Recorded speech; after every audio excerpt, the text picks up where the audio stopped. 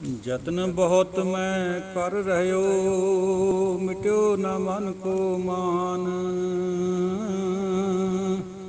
दुर्मत स्यो नानक फंद्यो, राख लिहो भगवान। नर चाहत कछ और की और पई। चितवत रह्यो ठगौर, नानक फांसी गल परी। राम गयो रावण गयो, जाको बो परवार।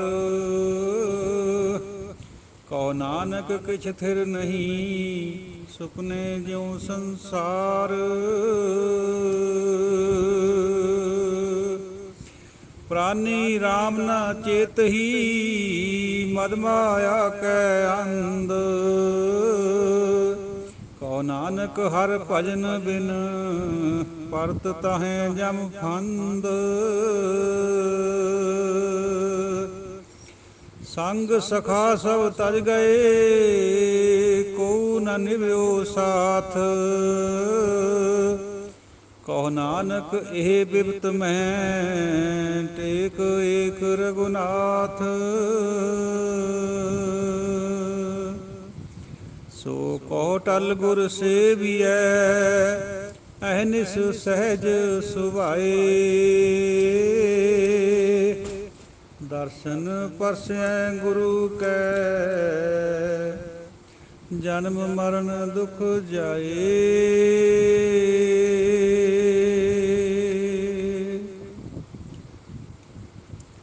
फरीदा काली जिनी ना रावया, तौली रावै कोई। कर साईं स्यों पिरहड़ी, रंग नवेला होए।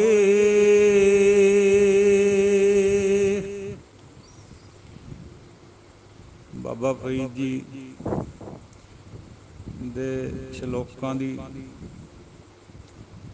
ਵਿਆਖਿਆ ਸ਼ੁਰੂ ਕਰਨ ਤੋਂ ਪਹਿਲਾਂ ਸਾਧ ਸੰਗਤ ਜੀਓ, ਆਪ ਜੀ ਦੇ ਚਰਨਾਂ ਵਿੱਚ ਪ੍ਰਣਾਮ। ਸਾਰੀ ਸੰਗਤ, ਗੁਰੂ ਖਾਲਸਾ ਜੀਓ ਔਰ ਗੁਰਬਾਣੀ ਵਿਚਾਰ ਦੇ ਪਤਵੰਤੇ ਸਤਵੰਤੇ ਗੁਰਮੁਖ ਜਨੋ, ਫਤਿਹ ਸਾਂਝੀ ਕਰੀਏ ਗੁਰੂ ਸਾਹਿਬ ਦੀ ਬਖਸ਼ੀ ਹੋਈ। ਵਾਹਿਗੁਰੂ ਜੀ ਕਾ ਖਾਲਸਾ, ਵਾਹਿਗੁਰੂ ਜੀ ਕੀ ਫਤਿਹ। किसी ਚੰਗੇ ਪੁਰਸ਼ ਨੇ ਰਾਏ ਦਿੱਤੀ ਹੈ ਵੀ ਅਸੀਂ ਜੀ ਤੁਹਾਡੇ ਤੋਂ ਜ਼ਿਆਦਾ ਵਿਆਖਿਆ ਚਾਹੁੰਦੇ ਹਾਂ, ਵੀ ਜਿਹੜੀ ਪਹਿਲਾਂ ਤੁਸੀਂ ਬਾਣੀ ਪੜ੍ਹਦੇ ਆ, ਜਿਹਦੇ ਅਰਥ ਕਰਨੇ ਹੁੰਦੇ ਆ, ਵੀ ਉਹਦੇ ਨਾਲ ਹੋਰ 2-4 ਮਿੰਟ ਬਚ ਜਾਣ ਕਰਨਗੇ, ਵੀ ਸਿੱਧੇ ਹੀ ਅਰਥ ਕਰਨੇ ਸ਼ੁਰੂ ਕਰ ਦਿਆ ਕਰੋ। ਦਾਸ ਨੇ ਮੰਨ ਲਿਆ ਸੁਝਾਅ, ਚੰਗੀ ਬਾਤ ਹੈ। ਤੋ ਅੱਜ ਬਿਨਾਂ ਪਾਠ ਤੋਂ ਦਾਸ ਰਾਏ ਵਿਚਾਰ ਕਰ ਰਿਹਾ। ਫਰੀਦਾ ਕਾਲੀ ਜਿਨੀ ਨਾ ਰਾਵਿਆ, ਧੌਲੀ ਰਾਵੈ ਕੋਇ। ਬਾਬਾ ਫਰੀਦ ਜੀ ਫਰਮਾਉਂਦੇ ਹੈ ਵੀ ਜਿਹਨੇ ਕਾਲੇ ਵਾਲਾਂ ਦੇ ਟਾਈਮ, ਜਵਾਨੀ ਦੇ ਟਾਈਮ ਪਰਮਾਤਮਾ ਨੂੰ ਨਹੀਂ ਰਾਵਿਆ, ਯਾਨੀ ਉਹਦਾ ਸਿਮਰਨ ਨਹੀਂ ਕਰਿਆ, ਉਹਨੂੰ ਯਾਦ ਨਹੀਂ ਕਰਿਆ, ਧੌਲੀ ਰਾਵੈ ਕੋਇ। ਹੁਣ ਧੌਲੇ ਆ ਗਏ, ਚਿੱਟੇ ਆ ਗਏ, ਦਾੜੀ ਭੂਰ ਹੋ ਗਈ, ਹੁਣ ਕਿਵੇਂ ਯਾਦ ਕਰੂਗਾ ਉਹਨੂੰ? ਹੁਣ ਅੰਗ ਪੈਰ ਵੀ ਜਵਾਬ ਦਿੰਦੇ, ਬੈਠ ਨਹੀਂ ਹੁੰਦਾ, ਚੱਪਲ ਨਹੀਂ ਵੱਜਦੀ, ਅੱਖਾਂ ਨੱਕ ਕੰਨ ਸਭ ਘਸ ਗਏ, ਖਾਂਦਿਆਂ ਖਾਂਦਿਆਂ ਮੂੰਹ ਘਟਾ, ਮੂੰਹ ਵੀ ਘਸ ਗਿਆ, ਪਹਿਨਾਉਂਦਿਆਂ ਸਭ ਅੰਗ, ਸਾਰੇ ਅੰਗ ਘਸ ਗਏ, ਹੁਣ ਕਿਵੇਂ ਯਾਦ ਕਰੇਗਾ? ਦੇਖੋ ਇਹ ਇੱਕ ਖਿਆਲ ਹੈ ਔਰ ਡੂੰਘਾ ਖਿਆਲ ਹੈ ਬਾਬਾ ਜੀ ਦਾ। ਪ੍ਰੈਕਟੀਕਲੀ ਇਸ ਤਰ੍ਹਾਂ ਹੀ ਹੁੰਦਾ। ਜੇ ਆਪਾਂ ਇਹਨੂੰ ਇਸ ਤਰ੍ਹਾਂ ਕਹਿ ਲਈਏ ਆਪਣੀ ਬੁੱਧੀ ਅਨੁਸਾਰ ਬਈ 95% ਜਾਂ 98% ਇੱਦਾਂ ਹੀ ਹੁੰਦਾ, ਤਾਂ ਇਹ ਬਿਲਕੁਲ ਠੀਕ ਹੈ ਬਾਤ। ਪਰ ਇਹਦੇ ਪਿੱਛੇ ਇਹ ਐਬਸੋਲਿਊਟ ਬਾਤ ਨਹੀਂ ਹੈ, ਕਿਉਂਕਿ ਪਰਮਾਤਮਾ ਦੀ ਜਿਹੜੀ ਸ਼ਕਤੀ ਹੈ ਉਹ ਕੁਛ ਵੀ ਕਰ ਸਕਦੀ ਹੈ। ਗੁਰਮਤਿ ਦਾ ਇਹ ਮੰਨਣਾ ਹੈ। ਇਸੇ ਕਰਕੇ ਮਹੱਲਾ ਤੀਜਾ ਪਾ ਕੇ ਅੱਗੇ ਅਗਲੀ ਤੁਕ ਦੇ ਵਿੱਚ ਗੁਰੂ ਮਹਾਰਾਜ, ਗੁਰੂ ਉਹਨਾਂ ਨੇ ਵਿਆਖਿਆ ਕਰ ਦਿੱਤੀ ਹੈ। ਗੁਰੂ ਮਹਾਰਾਜ ਤੀਜਿਆਂ ਨੇ, ਧੰਨ ਧੰਨ ਗੁਰੂ ਅਮਰਦਾਸ ਜੀ ਨੇ, ਬਈ ਕਿਤੇ ਇਹ ਨਾ ਭੁਲੇਖਾ ਪੈ ਜੇ ਬਈ ਹੁਣ ਤਾਂ ਜਵਾਨੀ ਲੰਘ ਗਈ, ਵੀ ਹੁਣ ਕਿਆ ਬਣਨਾ। ਨਹੀਂ ਸਾਧ ਸੰਗਤ ਜੀ, ਉਹ ਫਰੀਦਾ ਕਾਲੀ ਧੌਲੀ ਸਾਹਿਬ ਸਦਾ ਹੈ, ਜੇ ਕੋ ਚਿੱਤ ਕਰੇ। ਉਹ ਤਾਂ ਹਮੇਸ਼ਾ ਹੀ ਹੈ। ਕਾਲਿਆਂ ਦਾ ਵੀ ਕੋਈ ਰੌਲਾ ਨਹੀਂ, ਧੌਲੀ ਦਾ ਵੀ ਕੋਈ ਰੌਲਾ ਨਹੀਂ, ਚਿੱਤ ਵਿੱਚ ਉਹਨੂੰ ਲਿਆਉਣ ਦੀ ਬਾਤ ਹੈ। ਜੇ ਮਰਨ ਕਿਨਾਰੇ ਡੈਥ ਬੈੱਡ 'ਤੇ ਪਿਆ, ਘੜੀਆਂ ਵੀ ਗਿਣ ਰਿਹਾ, ਤਾਂ ਵੀ ਉਹ ਸਹਾਈ ਹੋ ਜਾਂਦਾ ਜੇ ਉਹਨੂੰ ਯਾਦ ਕਰੀਏ। ਜਾਮਲ ਦੀ ਮਿਸਾਲ ਆਪਣੇ ਸਾਹਮਣੇ, ਅਜਾਮਲ ਕੋ ਅੰਤਕਾਲ ਮੈਂ ਨਾਰਾਇਣ ਸੁਧ ਆਈ, ਜੇ ਗਤ ਕੋ ਜੋਗੀਸਰ ਬੰਸ਼ਤ, ਸੋ ਗਤ ਛਿਨ ਮੈਂ ਪਾਈ। ਸੋ ਕਿਤੇ ਵੀ ਇਹ ਖਿਆਲ ਨਾ ਹੋ ਜੇ ਕਿਸੇ ਬੰਦੇ ਨੂੰ ਵੀ ਹੁਣ ਤਾਂ ਜਵਾਨੀ ਲੰਘ ਗਈ, ਹੁਣ ਤਾਂ ਗੁਰਬਾਣੀ ਕਹਿੰਦੀ ਹੈ ਵੀ ਕੁਛ ਨਹੀਂ ਬਣਨਾ। ਨਹੀਂ ਸਾਧ ਸੰਗਤ ਜੀ, ਉਹ ਇਸੀ ਕਰਕੇ ਗੁਰਬਾਣੀ ਦੀ ਸਮੱਗਰਤਾ ਦੀ ਲੋੜ ਹੈ। ਇੱਥੇ ਤਾਂ ਗੁਰੂ ਮਹਾਰਾਜ ਨੇ, ਗੁਰੂ ਅਮਰਦਾਸ ਜੀ ਨੇ ਕਲੀਅਰ ਕਰ ਦਿੱਤੀ ਗੱਲ। ਕਿਤੇ ਕਿਤੇ ਇਸ ਤਰ੍ਹਾਂ ਨਹੀਂ ਵੀ ਕਰੀ ਹੋਈ ਹੈ, ਉਹ ਫਿਰ ਸਮਝਣੀ ਪੈਂਦੀ, ਉਹ ਬੁੱਝਣ 'ਚ ਆਉਂਦੀ ਹੈ। ਜਦੋਂ ਸਾਰੀ ਬਾਣੀ ਸਾਹਮਣੇ ਹੋਏਗੀ ਫਿਰ ਆਪਣੇ ਆਪ ਸਮਝ ਆ ਜਾਂਦੀ ਹੈ ਉਹਦੀ। ਉਹੀ ਗੱਲ ਜਿਹੜੀ ਬਾਬਾ ਫਰੀਦ ਜੀ ਆ, ਬਾਬਾ ਕਬੀਰ ਜੀ ਕਹਿ ਰਹੇ ਹੁੰਦੇ ਆ, ਉਹਦੇ ਵਿੱਚ ਥੋੜ੍ਹਾ ਜਿਹਾ ਬਲ ਹੁੰਦਾ ਗੱਲ 'ਚ, ਲੁਕੋ ਕੇ ਕਹੀ ਵੀ ਹੁੰਦੀ ਆ ਉਹ। ਉਸੇ ਗੱਲ ਨੂੰ ਗੁਰੂ ਸਾਹਿਬ ਨੇ ਫਿਰ ਖੋਲ੍ਹ ਦਿੱਤਾ ਤਾਂ ਕਿ ਕੋਈ ਭੁਲੇਖੇ 'ਚ ਨਾ ਆ ਜਾਵੇ। ਸੋ ਕਹਿਣ ਤੋਂ ਮੁਰਾਦ ਇਹ ਹੈ ਵੀ ਕਦੇ ਵੀ ਉਹਨੂੰ ਯਾਦ ਕਰ ਲਓ। ਧੌਲੀ ਤਾਂ ਛੱਡੋ, ਧੌਲੀ ਦੇ ਤਾਂ ਫਿਰ ਵੀ 10-20 ਸਾਲ ਹੁੰਦੇ। ਜੇ ਮਰਨ ਕਿਨਾਰੇ ਵੀ ਉਹ ਯਾਦ ਆ ਜਾਵੇ ਤਾਂ ਵੀ ਕਲਿਆਣ ਹੋਇਆ। ਗੱਲ ਉਹਨੂੰ ਚਿੱਤ 'ਚ ਲਿਆਉਣ ਦੀ ਹੈ, ਗੱਲ ਆਪਣੀ ਹਉਮੈ ਦੇ ਟੁੱਟਣ ਦੀ ਹੈ। ਹਉਮੈ ਟੁੱਟੇ ਬਿਨਾਂ ਨਾਮ ਚੇਤੇ ਹੀ ਨਹੀਂ ਆਉਂਦਾ ਕਦੇ ਵੀ। ਆਪਣਾ ਲਾਇਆ ਪਿਰਮ ਨਾ ਲੱਗਈ, ਜੇ ਲੋਚੈ ਸਭ ਕੋਇ। ਜੇ ਕੋਈ ਕਹੇ ਵੀ ਮੈਨੂੰ ਪ੍ਰੇਮ ਲੱਗ ਜੂਗਾ ਪਰਮਾਤਮਾ ਦਾ, ਜਾਂ ਮੈਂ ਉਹਨੂੰ ਪਿਆਰ ਕਰਦਾ ਹਾਂ, ਤਾਂ ਇਹ ਗੱਲ ਠੀਕ ਨਹੀਂ ਹੈ। ਪ੍ਰੇਮ ਹਮੇਸ਼ਾ ਪਰਮਾਤਮਾ ਵੱਲੋਂ ਸਾਡੇ ਕੋਲ ਆਉਂਦਾ, ਨਾ ਕਿ ਅਸੀਂ ਕਰ ਸਕਦੇ ਹਾਂ। ਬਿਨ ਗੁਰ ਪ੍ਰੇਮ ਨਾ ਲੱਭਈ, ਜਨ ਵੇਖੋ ਮਨ ਨਿਰਜਾਸ। ਗੁਰੂ ਤੋਂ, ਪਰਮਾਤਮਾ ਤੋਂ ਪ੍ਰੇਮ ਲੱਗਦਾ, ਨਾ ਕਿ ਅਸੀਂ ਆਪਣੇ ਵੱਲੋਂ ਲਾ ਸਕਦੇ। ਜਿਹਨੂੰ ਆਪਾਂ ਪ੍ਰੇਮ ਸਮਝਦੇ ਹੋਈਏ ਉਹ ਆਸਕਤੀ ਹੁੰਦੀ ਹੈ, ਪ੍ਰੇਮ ਨਹੀਂ ਹੁੰਦਾ ਕਦੇ ਵੀ। ਆਸਕਤੀ ਦੇ ਵਿੱਚ ਦੇਣ ਲੈਣ ਹੁੰਦਾ, ਪ੍ਰੇਮ ਦੇ ਵਿੱਚ ਦੇਣਾ ਹੀ ਦੇਣਾ ਹੁੰਦਾ, ਲੈਣੇ ਬਾਰੇ ਸੋਚਿਆ ਵੀ ਨਹੀਂ ਜਾਂਦਾ। ਤਾਂ ਇਹ ਜਿਹੜਾ ਪ੍ਰੇਮ ਹੈ, ਜਿਹ ਤੋਂ ਬਿਨਾਂ ਕਲਿਆਣ ਨਹੀਂ ਹੁੰਦਾ, ਪਰਮਾਤਮਾ ਨਹੀਂ ਮਿਲਦਾ। ਸਾਚ ਕਹੋ ਸੁਣ ਲਿਓ ਸਭੈ, ਜਿਨ ਪ੍ਰੇਮ ਕੀਓ ਤਿਨ ਹੀ ਪ੍ਰਭ ਪਾਇਓ। ਇਹ ਪ੍ਰੇਮ ਪਰਮਾਤਮਾ ਗੁਰੂ ਵੱਲੋਂ ਸਾਨੂੰ ਮਿਲਦਾ, ਨਾ ਕਿ ਅਸੀਂ ਕਰੂੰਗੇ ਇਹਨੂੰ। ਜੇ ਆਪਾਂ ਕਰੀਏ ਫਿਰ ਤਾਂ ਹਉਮੈ 'ਚ ਆਇਆ ਸਾਰਾ ਕੁਛ। ਉਹ ਪ੍ਰੇਮ ਹੁੰਦਾ ਹੀ ਨਹੀਂ ਕਦੇ ਵੀ, ਦੇ ਲੈ ਹੁੰਦੀ ਹੈ, ਵਪਾਰ ਹੁੰਦਾ। ਇਹ ਪਿਰਮ ਪਿਆਲਾ ਖਸਮ ਕਾ, ਜੈ ਭਾਵੈ ਤੈਂ ਦੇ। ਇਹ ਤਾਂ ਪ੍ਰੇਮ ਦਾ ਪਿਆਲਾ ਪਰਮਾਤਮਾ ਦਾ ਹੈ, ਗੁਰੂ ਬਖਸ਼ ਦਿੰਦਾ ਜਿਹਨੂੰ ਚਾਹੁੰਦਾ ਹੈ। ਜੈ ਭਾਵੈ, ਆਪਾਂ ਇਹਨੂੰ ਜੈ ਭਾਵੈ ਤੈ ਦੇ ਲਿਖਿਆ ਹੋਇਆ ਇਸ ਤਰ੍ਹਾਂ ਪੜ੍ਹ ਜਾਂਦੇ ਹਾਂ, ਪਰ ਜੇ ਇਹਨੂੰ ਵਿਆਕਰਨਕ ਤੌਰ 'ਤੇ ਦੇਖੀਏ ਤਾਂ ਜਿਹਨੂੰ ਉਹ ਪਾਉਂਦਾ ਹੈ ਉਸੇ ਨੂੰ ਦਿੰਦਾ। ਜੈ ਭਾਵੈ ਤੈਂ ਦੇ। ਫਰੀਦਾ ਜਿਨ ਲੋਇਣ ਜਗ ਮੋਹਿਆ, ਸੇ ਲੋਇਣ ਮੈਂ ਡਿਠ। ਬਾਬਾ ਫਰੀਦ ਜੀ ਫਰਮਾਉਂਦੇ ਹੈ ਵੀ ਜਿਨ੍ਹਾਂ ਨੈਣਾਂ ਨੇ ਮਟਕਾ ਮਟਕਾ ਕੇ ਜੱਗ ਨੂੰ ਮੋਹਿਆ ਪਿਆ ਸੀਗਾ, ਮੈਂ ਉਹ ਲੋਇਣ ਵੀ ਦੇਖੇ, ਮੈਂ ਉਹ ਨੈਣ ਵੀ ਦੇਖੇ, ਮੈਂ ਉਹ ਅੱਖਾਂ ਦੇਖੀਆਂ ਜਿਹੜੀਆਂ ਕਿਸੇ ਟਾਈਮ ਸਾਰੇ ਜਗਤ ਨੂੰ ਆਪਣੇ ਵੱਲ ਖਿੱਚ ਰਹੀਆਂ ਤੀਆਂ, ਅਟਰੈਕਟ ਕਰ ਰਹੀਆਂ। ਕੱਜਲ ਰੇਖ ਨਾ ਸਹਿੰਦਿਆਂ, ਸੇ ਪੰਖੀ ਸੂਏ ਬੈਠ। ਉਹਨਾਂ ਨੂੰ ਕੱਜਲ ਦੀ, ਸੁਰਮੇ ਦੀ ਇੱਕ ਰੇਖ ਪਾਏ ਹੋਏ ਵੀ ਦਰਦ ਮਹਿਸੂਸ ਹੁੰਦਾ ਸੀ। ਇੰਨੇ ਨਰਮਾਈ ਵਾਲੀਆਂ ਅੱਖਾਂ ਸੀਗੀਆਂ, ਇੰਨੀਆਂ ਸੋਹਲ ਅੱਖਾਂ ਸੀਗੀਆਂ। ਹੁਣ ਉਹਨਾਂ ਦੇ ਵਿੱਚ ਮਰਨ ਤੋਂ ਬਾਅਦ ਪੰਛੀ ਬੈਠੇ ਸੂਏ ਹੋਏ, ਪੰਛੀਆਂ ਨੇ ਆਲ੍ਹਣੇ ਪਾਏ ਹੋਏ ਆ, ਵਿੱਚ ਬੱਚੇ ਦਿੱਤੇ ਹੋਏ ਆ। ਉਹੀ ਅੱਖਾਂ ਜਿਹੜੀਆਂ ਸਾਰੇ ਜਗਤ ਨੂੰ ਮੋਹਦੀਆਂ ਤੀਆਂ, ਉਹਨਾਂ ਦੇ ਵਿੱਚ ਪੰਛੀ ਆਲ੍ਹਣੇ ਪਾ ਕੇ ਬੈਠੇ ਹੋਏ ਆਪਣੇ ਬੱਚੇ ਦੇ ਰਹੇ। ਕਿਸੇ ਬੇਸਵਾ ਦੀ ਮਿਸਾਲ ਹੈ ਜਿਹੜੀ ਹਰ ਵਕਤ ਅੱਖਾਂ ਮਟਕਾਉਂਦੀ ਸੀ ਲੋਕਾਂ ਦੇ ਨਾਲ, ਹੁਣ ਉਹਦਾ ਇਹ ਹਾਲ ਹੋਇਆ ਹੋਇਆ। ਫਰੀਦਾ ਕੋ ਕਹਿੰਦਿਆਂ ਚਗੇਂਦਿਆਂ, ਮੱਤੀ ਦਿੰਦਿਆਂ ਨਿਤ। ਸਾਧ ਸੰਗਤ ਜੀ, ਉਹ ਉੱਪਰਲੀ ਇੱਕ ਤੁਕ ਹੈ, ਉਹਦੀ ਥੋੜ੍ਹੀ ਜਿਹੀ ਵਿਆਖਿਆ ਹੋਰ। ਇੱਕ ਚੁਆਂਗ ਤਸੂ ਨਾਮ ਦਾ ਵਿਅਕਤੀ ਹੋਇਆ ਚਾਈਨਾ ਦੇ ਵਿੱਚ। ਉਹਨੇ ਆਪਣੇ ਟੇਬਲ ਦੇ ਉੱਤੇ, ਜਿੱਥੇ ਉਹ ਬੈਠ ਕੇ ਪੜ੍ਹਦਾ ਹੁੰਦਾ ਸੀ, ਇੱਕ ਖੋਪਰੀ ਰੱਖੀ ਹੋਈ ਸੀ, ਮਨੁੱਖੀ ਖੋਪਰੀ। ਜਣਾ ਕਣਾ ਉਹਨੂੰ ਪੁੱਛ ਲੈਂਦਾ ਸੀ ਵੀ ਅਦੀਬ ਜੀ, ਉਹ ਇਹ ਕਿਆ ਬਾਤ ਹੈ, ਤੁਸੀਂ ਖੋਪਰੀ ਰੱਖੀ ਹੈ ਮਨੁੱਖ ਦੀ? ਉਹ ਕਹਿੰਦਾ ਭਾਈ, ਮੈਂ ਇੱਕ ਦਿਨ ਤੁਰਿਆ ਜਾਂਦਾ ਸੀ, ਮੇਰਾ ਪੈਰ ਲੱਗਾ ਇਹਦੇ ਨਾਲ, ਇਹ ਦੂਰ ਨੂੰ ਹੋ ਗਈ, ਰੁੜ ਗਈ। ਮੈਨੂੰ ਖਿਆਲ ਹੋਇਆ ਵੀ ਕਿਸੇ ਟਾਈਮ ਇਹ ਹਉਮੈ ਦੇ ਵਿੱਚ ਕਿੱਕਣ ਲੋਕਾਂ ਦੇ ਉੱਪਰ ਰੋਹਬ ਝਾੜਦਾ ਹੋਣਾ ਹੈ, ਇਹਦੀ ਚੱਲਦੀ ਹੋਣੀ ਹੈ, ਇਹ ਤੋਂ ਲੋਕ ਡਰਦੇ ਵੀ ਹੋਣੇ ਹੈ। ਹੋ ਸਕਦਾ ਕਿਸੇ ਰਾਜੇ ਦੀ ਹੋਵੇ, ਕਿਸੇ ਰਾਣੇ ਦੀ ਹੋਵੇ, ਤਾਂ ਕੱਲ੍ਹ ਨੂੰ ਸਾਡੇ ਨਾਲ ਵੀ ਇਸ ਤਰ੍ਹਾਂ ਹੀ ਹੋ ਸਕਦਾ। ਇਸ ਕਰਕੇ ਮੈਂ ਇਹਨੂੰ ਸਾਹਮਣੇ ਰੱਖਦਾ ਤਾਂ ਕਿ ਮੈਨੂੰ ਮੌਤ ਯਾਦ ਰਹੇ। ਦੇਖੋ, ਜਿਨ੍ਹਾਂ ਨੂੰ ਮੌਤ ਯਾਦ ਆਉਂਦੀ ਹੈ, ਆਪਣਾ ਅੰਤ ਚੇਤੇ ਆਉਂਦਾ, ਉਹਨਾਂ ਨੂੰ ਵੀ ਬੇਅੰਤ ਚੇਤੇ ਆਉਂਦਾ। ਰੱਬ ਉਹਨਾਂ ਨੂੰ ਚੇਤੇ ਆਉਂਦਾ ਜਿਹਨੂੰ ਮੌਤ ਯਾਦ ਰਹਿੰਦੀ ਹੈ। ਮੌਤ ਤੋਂ ਡਰਨਾ ਹੋਰ ਚੀਜ਼ ਹੈ, ਉਹ ਸੰਸਾਰੀ ਬੰਦਾ ਕਰਦਾ ਹੈ। ਮੌਤ ਨੂੰ ਯਾਦ ਰੱਖਦਾ ਸੰਤ ਲੋਕ ਰੱਖਦੇ। ਕੋਈ ਵੀ ਮਹਾਂਪੁਰਸ਼ ਮੌਤ ਨੂੰ ਹਮੇਸ਼ਾ ਯਾਦ ਰੱਖਦੇ, ਇਸੇ ਕਰਕੇ ਉਹਨਾਂ ਦੇ ਅੰਦਰ ਰੱਬ ਦੀ ਯਾਦ ਬਣੀ ਰਹਿੰਦੀ ਹੈ। ਤਾਂ ਉਹਨੇ ਉਹ ਖੋਪਰੀ ਤੋਂ ਇਹ ਸੰਦੇਸ਼ਾ ਲੈ ਲਿਆ ਵੀ ਕੱਲ੍ਹ ਨੂੰ ਮੇਰੇ ਨਾਲ ਵੀ ਤਾਂ ਇੱਕ ਨਾ ਵਾਪਰ ਸਕਦਾ, ਮੈਨੂੰ ਮੌਤ ਯਾਦ ਰਹਿਣੀ ਚਾਹੀਦੀ ਹੈ। ਤਾਂ ਉਹਨੇ ਖੋਪਰੀ ਮੂਹਰੇ ਰੱਖੀ ਹੋਈ ਸੀ। ਫਰੀਦਾ ਜਿਨ ਲੋਇਣ ਜਗ ਮੋਇਆ ਸੇ ਲੋਇਣ ਮੈਂ ਡਿੱਠ, ਕੱਜਲ ਰੇਖ ਨਾ ਸਹਿੰਦਿਆਂ ਸੇ ਪੰਖੀ ਸੂਏ ਬੈਠ।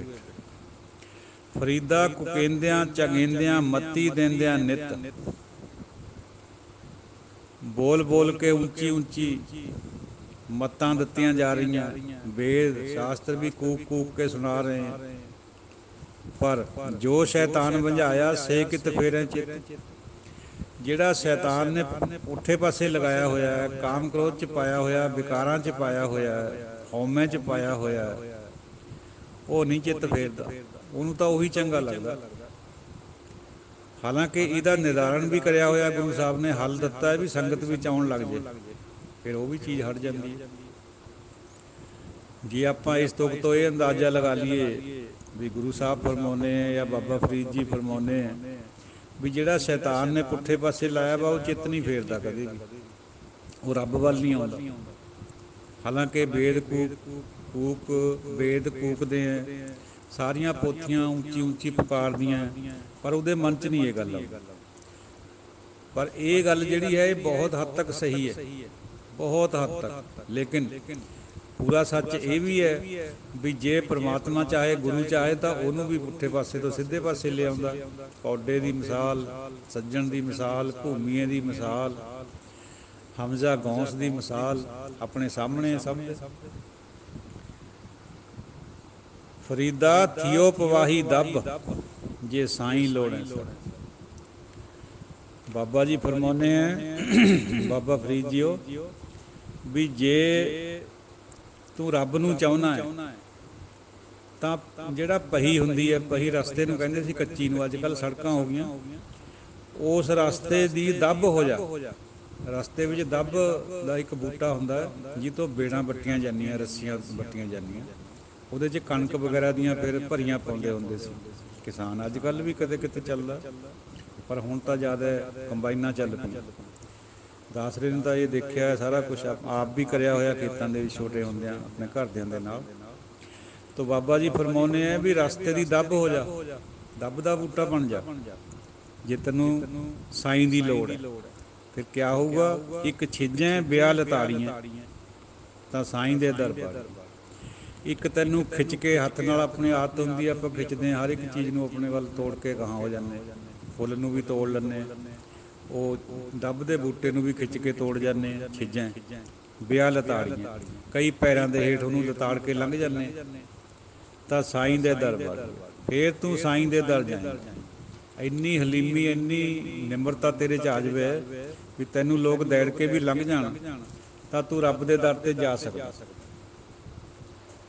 ਹੁਣ ਸਾਧ ਸੰਗਤ ਜੀ, ਉਹ ਇਹ ਇੱਕ ਖਿਆਲ ਹੈ ਬਾਬਾ ਜੀ ਦਾ, ਔਰ ਗੁਰਮਤਿ ਵਿੱਚ ਸਾਰੇ ਗੁਰੂ ਗ੍ਰੰਥ ਸਾਹਿਬ ਜੀ ਦੇ ਵਿੱਚ ਇਹੀ ਵਿਦਮਾਨ ਹੈ ਵੀ ਨੀਵਾਂ ਹੋ ਜਾ ਬੰਦੇ, ਨੀਵਾਂ ਹੋ ਜਾ, ਛੱਡ ਦੇ ਮੈਂ ਮੇਰੀ ਨੂੰ, ਕਾਹਨੂੰ ਉੱਪਰ ਨੂੰ ਦੇਖੀ ਜਾਂਦਾ।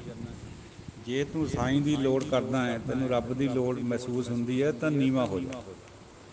ਪਰ ਇਹਦੇ ਨਾਲ ਫਿਰ ਦੂਜਾ ਸਿਧਾਂਤ ਵੀ ਆਉਂਦਾ, ਜਿਹੜਾ 1-2% 4% ਬਾਕੀ ਹੈ, ਜਿਹਦੇ ਤਹਿਤ ਫਿਰ ਗੁਰੂ ਸਾਹਿਬਾਨ ਨੂੰ ਖੰਡਾ ਉਠਾਉਣਾ ਪਿਆ, ਬਲਕਿ ਸਾਰੇ ਪੈਗੰਬਰਾਂ ਨੂੰ ਉਠਾਉਣਾ ਪਿਆ। ਮੁਹੰਮਦ ਸਾਹਿਬ ਨੂੰ ਵੀ, ਸ਼੍ਰੀ ਰਾਮ ਚੰਦਰ ਜੀ ਨੂੰ ਵੀ, ਔਰ ਕ੍ਰਿਸ਼ਨ ਜੀ ਨੂੰ ਵੀ, ਸਭ ਨੂੰ ਹਥਿਆਰ ਚੱਕਣੇ ਪਏ, ਕਿਉਂਕਿ ਇੱਕ ਹੱਦ ਹੁੰਦੀ ਹੈ। ਜੇ ਬੰਦਾ ਹਟੇ ਹੀ ਨਾ, ਤੰਗੇ ਕਰੀ ਜਾਵੇ, ਸਿਮਰਨ ਪਾਠ ਵੀ ਨਾ ਕਰਨ ਦੇਵੇ, ਧਰਮ ਦੇ ਰਸਤੇ ਤੋਂ ਵੀ ਰੋਕੇ, ਤਾਂ ਫਿਰ ਤਾਂ ਉੱਥੇ ਉਹਦਾ ਵੱਧ ਕਰਨਾ ਜ਼ਰੂਰੀ ਹੋ ਜਾਂਦਾ। फिर खंडे नूं हत्थ जाना ही चाहिए। गुरु साहब यही चीज़ फरमाने कि चूं कर आज हमा हीलते दर गुजस्त, हलाल अस्त बुरदन व शमशीर दस्त। जब सारे हीले वसीले फेल हो जाए फिर शमशीर यानी श्री साहब नूं हत्थ लिजाना जायज़ है, जाना चाहिए। पर धर्म बन जाता साडा फिर। जिमें सारे हीले वसीले वरत के देख ले, 5 पिंड भी मंग ले कृष्ण जी ने पांडवों खातर, हालांकि उन्होंने प्यो का राज सीगा, कैरों नहीं मन्ने। तो फिर अर्जन थोड़ा जा अफसोस विच आ गया भी चाचे ताए हैं, सारे भरा हैं असीं लगते रिश्ते च भी, किवें मैं तीर चलाऊँगा इन्हां पर। कृष्ण जी ने महाभारत दे विच खड़ के रथ दे उत्ते गीता जी का उच्चारण करे। वो सारा उपदेश अर्जन नूं दिता भी हुण तूं अपना फर्ज पछाण, हुण ढैंदी कला च ना, हुण ना देख भी ये चाचे ताए हैं। निमरता दीयां सारियां हद्दां हो गईयां ने, हुण धुनख बाण चक और तीर चला, और मत समझ भी तय मारने है। उत्ते कृष्ण जी के वचन है भी ये तय नहीं मारने, तू मेरे बिहाव ते काम करना, तू रब दे बिहाव ते काम करना, तैनूं इहदा कोई पाप नहीं लगूगा क्योंकि तू धर्म के तहत काम कर रहा। सो फिर गुरु साहब नूं इसी करके जंगां युद्धां दे विच उमर लंघाउणी पई। ये गुरबाणी की समग्रता विच आउणी है। फिर ये बात फरीदा खाक ना निंदी है, खाकू जेड़ ना को। ओ भाई मिट्टी नूं क्यों निंददे हैं, मिट्टी वर्गा तो कोई है ही नहीं। जीवदियां पैरां तले मोया उपर होए, जिउंदे जी आपां मिट्टी नूं हेठां पैरां दे हेठ तुरदे रख के उपर चलदे हैं, पर जदों मर जाईदा है, जलने तो बाद जिहड़ी राख है वो दबने तो बाद जिहड़ी मिट्टी है वो साडे उपर आ पैंदी है। मिट्टी पई है तोलमी कोई ना होसी मिट्टी, फिर मना मूही मिट्टी साडे उपर आ पैंदी है, फिर भी तो हेठ जाना ही पैंदा है। मतलब नीवा होण तो ही है भी ये हौमे नूं छड्ड दो भाई। फरीदा जां लभ तां नेह क्या, लभ तां कूड़ा ने। जे अंदर लालच होवे तां प्रेम काहदा फिर, और जिहड़ा लोभ है ये तो कूड़ वपार है, कूड़ का सारा सिलसिला दे ले है। प्रेम दे विच लभ नहीं हुंदा, लोभ नहीं हुंदा कदे। किचर झत्त लंघाई है छप्पर टुटे में, जद मींह पैंदा छप्पर ने टुट जाना अखीर नूं, किन्ना कुं चिर उहनूं आपां रोक रखांगे। यानी मौत ने जद आउणा शरीर ने जाना ही पैना इत्थों, शरीर ने किन्ना कुं चिर रोकूंगा। किसी हकीम तो जिंद नहीं फड़ी रहनी, किसी डॉक्टर तो कोई इलाज नहीं हो सकना, वेंटीलेटर के उपर भी लाया वा होएगा बंदिया फिर भी तेरी मौत होनी। यह है मतलब छप्पर टुटण का। फरीदा जंगल जंगल क्या भवें, वन कंडा मोड़े, वसी रब हयाली है जंगल क्या ढूंढे। बाबा जी फरमाने हैं भी जंगल जंगल च क्या भौंदा फिरदा है, टोलदा फिरदा है, और बणा दे कंडे मोड़दा फिरदा, तू कंडे खाना पैरां च हत्थां च। रब तो तेरे अंदर है, हयाली है हिरदे नूं कहने, वसी रब हयाली है जंगल क्या ढूंढे। तू लई फिरदा अंदर रब नूं, जंगल च क्या करदा फिरदा, क्या ढूंढदा उरे। देखो विडंबना, जिवें हिरन झाड़ियां भालदा फिरी जांदा, कस्तूरी अंदर आउंदी है, उहनूं समैल फ्रैगरेंस आई जांदी है। तो रब बंदे दे अंदर है, टोलदा बाहर फिरदा है। ये तीर्थां तो मुराद है बंदे नूं जिहड़ा तीर्थां दा रटन करदे फिरदे रहने सारी उमर। वो बंदे तू अपने आप नूं पछाण ले, बस गल तां सीधी हो, ढाई हरफी है। मैं नूं जान ले भी मैं क्या है, मैं तू शरीर नहीं है, तू आत्मा है। ये पर्दा है उपर पिया होया, इनू सुपर इंपोजिशन कहने माया दी। ये माया का दस्तूर यही है भी जिहड़ा असली आधार हुंदा उहनूं ये लको लैंदी है उपरों, पर्दा पा दिंदी है। जिहड़ा अंदर साडा मैं बोलदी है, जिहड़ी अंदर मैं मैंने अपना आपा आत्मा साडी, ਉਹਨੂੰ माया ने उपरों पर्दा पाया होया, सानू वो असली जिहड़ा आधार है वो नहीं दिखता, परमात्मा नहीं दिखता। आ बाकी चीज़ां सच लगदियां सारियां संसार दियां, यही साडा अकल दे उत्ते पर्दा पाया होया उहने। तो भाई नंद लाल जी भी यही फरमाउने भी तू बाहर क्या शिकार करता फिरदा, अंदर ढोल उहनूं। फरीदा इनी निक्की जंगी है थल डूंगर भव्योम, इन्हां छोटियां छोटियां लत्तां दे नाल तै बड़े बड़े थल पहाड़ गाह मारे। ਹੁਣ ਤੈਨੂੰ ਅੱਜ ਫਰੀਦਾ ਕੁਜੜਾ ਸਹਿ ਕੋਹਾਂ ਥੀਓ। ਹੁਣ ਤੈਨੂੰ ਮਿੰਜੇ ਦੇ ਹੇਠ ਬੈੱਡ ਦੇ ਹੇਠ ਪਿਆ ਹੋਇਆ ਕੁਜੜਾ ਉਹ 100 ਕੋਹਾਂ ਪਰ ਲੱਗਦਾ ਹੈ। 100 ਕੋਹ ਯਾਨੀ ਸਵਾ ਕੁ ਮੀਲ ਦਾ ਇੱਕ ਕੋਹ ਹੁੰਦਾ। ਪੁਰਾਣੇ ਸਮਿਆਂ 'ਚ ਕੋਹੇ ਹੋਇਆ ਕਰਦੇ ਸੀਗੇ। ਉਹ ਤੈਨੂੰ ਹੁਣ ਉਹ ਵੀ ਚੱਕਣਾ ਔਖਾ ਹੋਇਆ ਹੋਇਆ। ਹਾਲਾਂਕਿ ਤੇਰੀਆਂ ਲੱਤਾਂ ਨੇ ਤੈਨੂੰ ਪਹਾੜਾਂ ਦੇ ਸਮੁੰਦਰਾਂ ਦੇ ਸਾਰਿਆਂ ਦੇ ਗਾਹ ਤੈਂ ਮਾਰੇ ਹੋਏ, ਦੂਰ ਦੂਰ ਤੱਕ ਗਿਆ ਹੋਇਆ, ਘੁੰਮਿਆ ਹੋਇਆ ਇਹਨਾਂ ਦੇ ਨਾਲ। ਫਰੀਦਾ ਰਾਤੀ ਵੱਡੀਆਂ ਧੁੱਖ ਧੁੱਖ ਉੱਠਣ ਪਾਸ, ਧਿੱਗ ਤਿਨਾਂ ਦਾ ਜੀਵਿਆ ਜਿਨ੍ਹਾਂ ਵਡਾਣੀਆਂ। ਬਾਬਾ ਫਰੀਦ ਜੀ ਫਰਮਾਉਂਦੇ ਹੈ ਵੀ ਰਾਤਾਂ ਬੜੀਆਂ ਬੜੀਆਂ, ਪਾਸੇ ਦੁਖਦੇ, ਹੱਡ ਦੁਖਦੇ ਹੈ, ਔਰ ਉਹਨਾਂ ਦਾ ਜਿਉਣਾ ਧ੍ਰਿਗ ਹੈ ਜਿਨ੍ਹਾਂ ਨੂੰ ਹੋਰ ਦੀ ਆਸ ਹੈ। ਰੱਬ ਤੋਂ ਬਿਨਾਂ ਕਿਸੇ ਹੋਰ ਦੀ ਆਸ ਲਾਈ ਬੈਠੇ ਹੈ, ਉਹਨਾਂ ਦਾ ਜਿਉਣਾ ਧ੍ਰਿਗ ਹੈ। ਜਦੋਂ ਉਮਰ ਵਡੇਰੀ ਹੋ ਜਾਂਦੀ ਹੈ ਸਾਰੇ ਹੱਡ ਪੈਰ ਦੁਖਦੇ ਹੈ, ਰਾਤਾਂ ਵੀ ਬੜੀਆਂ ਵੱਡੀਆਂ ਹੁੰਦੀਆਂ, ਲੰਘਦੀਆਂ ਨਹੀਂ ਹੈ। ਬੜਾ ਔਖਾ ਹੈ ਉਹ ਸਮਾਂ ਬੁਢਾਪੇ ਦਾ। ਉਸ ਨੂੰ ਸਾਹਮਣੇ ਰੱਖ ਕੇ ਬਾਬਾ ਜੀ ਫਰਮਾਉਂਦੇ ਹੈ ਵੀ ਉਹਨਾਂ ਦਾ ਜੀਵਿਆ ਧਿਰਗ ਹੈ ਜਿਨ੍ਹਾਂ ਨੂੰ ਹੋਰ ਦੀ ਆਸ ਹੈ। ਅਜਾ ਵੀ ਉਹਨਾਂ ਨੂੰ ਪਰਮਾਤਮਾ ਦੀ ਆਸ ਨਹੀਂ ਬਣੀ ਹੋਈ, ਕਿਉਂਕਿ ਸਾਰੀ ਉਮਰ ਸੰਸਾਰ ਦੇ ਵਿੱਚ ਲੰਘੀ ਹੈ, ਸੰਸਾਰੀ ਕੰਮ ਕਰਦਿਆਂ ਦੀ। ਫਰੀਦਾ ਜੇ ਮੈਂ ਹੋਦਾ ਵਾਰਿਆ ਮਿਤਾ ਆਇੜਿਆ, ਜਿਹੜਾ ਜੜਾ ਮਜੀਠ ਜਿਉਂ ਉੱਪਰ ਅੰਗਾਰਾ। ਜੇ ਮੈਂ ਆਏ ਹੋਏ ਮਿੱਤਰਾਂ 'ਤੇ ਕੋਈ ਚੀਜ਼ ਲੁਕਾਈ ਹੁੰਦੀ, ਹੋਦਾ ਵਾਰਿਆ ਲੁਕਾ ਕੇ ਰੱਖਣਾ, ਪਿੱਛੇ ਰੱਖ ਦੇਣਾ। ਮੇਰਾ ਸਰੀਰ ਇਸ ਤਰ੍ਹਾਂ ਜਲ ਜਾਵੇ ਜਿਕਣ ਮਜੀਠ ਅੰਗਿਆਰਾਂ ਦੇ ਉੱਪਰ ਜਲ ਜਾਂਦਾ, ਤਿੜ ਤਿੜ ਕਰਕੇ। ਮਤਲਬ ਹੈ ਵੀ ਮੈਂ ਆਪਣੇ ਆਏ ਗਿਆਂ ਦੀ ਸੇਵਾ ਕਰਾਂ ਮਿੱਤਰਾਂ ਦੀ, ਲੁਕਾ ਕੇ ਨਾ ਰੱਖਾਂ ਕੁਛ ਵੀ। ਔਰ ਸਾਧ ਸੰਗਤ ਜੀਓ, ਇਹਦਾ ਜ਼ਿਕਰ ਗੁਰਬਾਣੀ 'ਚ ਕਈ ਜਗ੍ਹਾ ਆਉਂਦਾ, ਵੇਦਾਂ ਵਿੱਚ ਵੀ ਇਹਦਾ ਇੱਕ ਸੂਤਰ ਆਉਂਦਾ, ਦੇਵੋ ਅਤਿਥੀ ਭਵੈ। ਜਿਹੜਾ ਪ੍ਰਾਹੁਣਾ ਹੁੰਦਾ ਉਹ ਸਾਡੇ ਵਾਸਤੇ ਦੇਵਤਾ ਸਮਾਨ ਹੁੰਦਾ।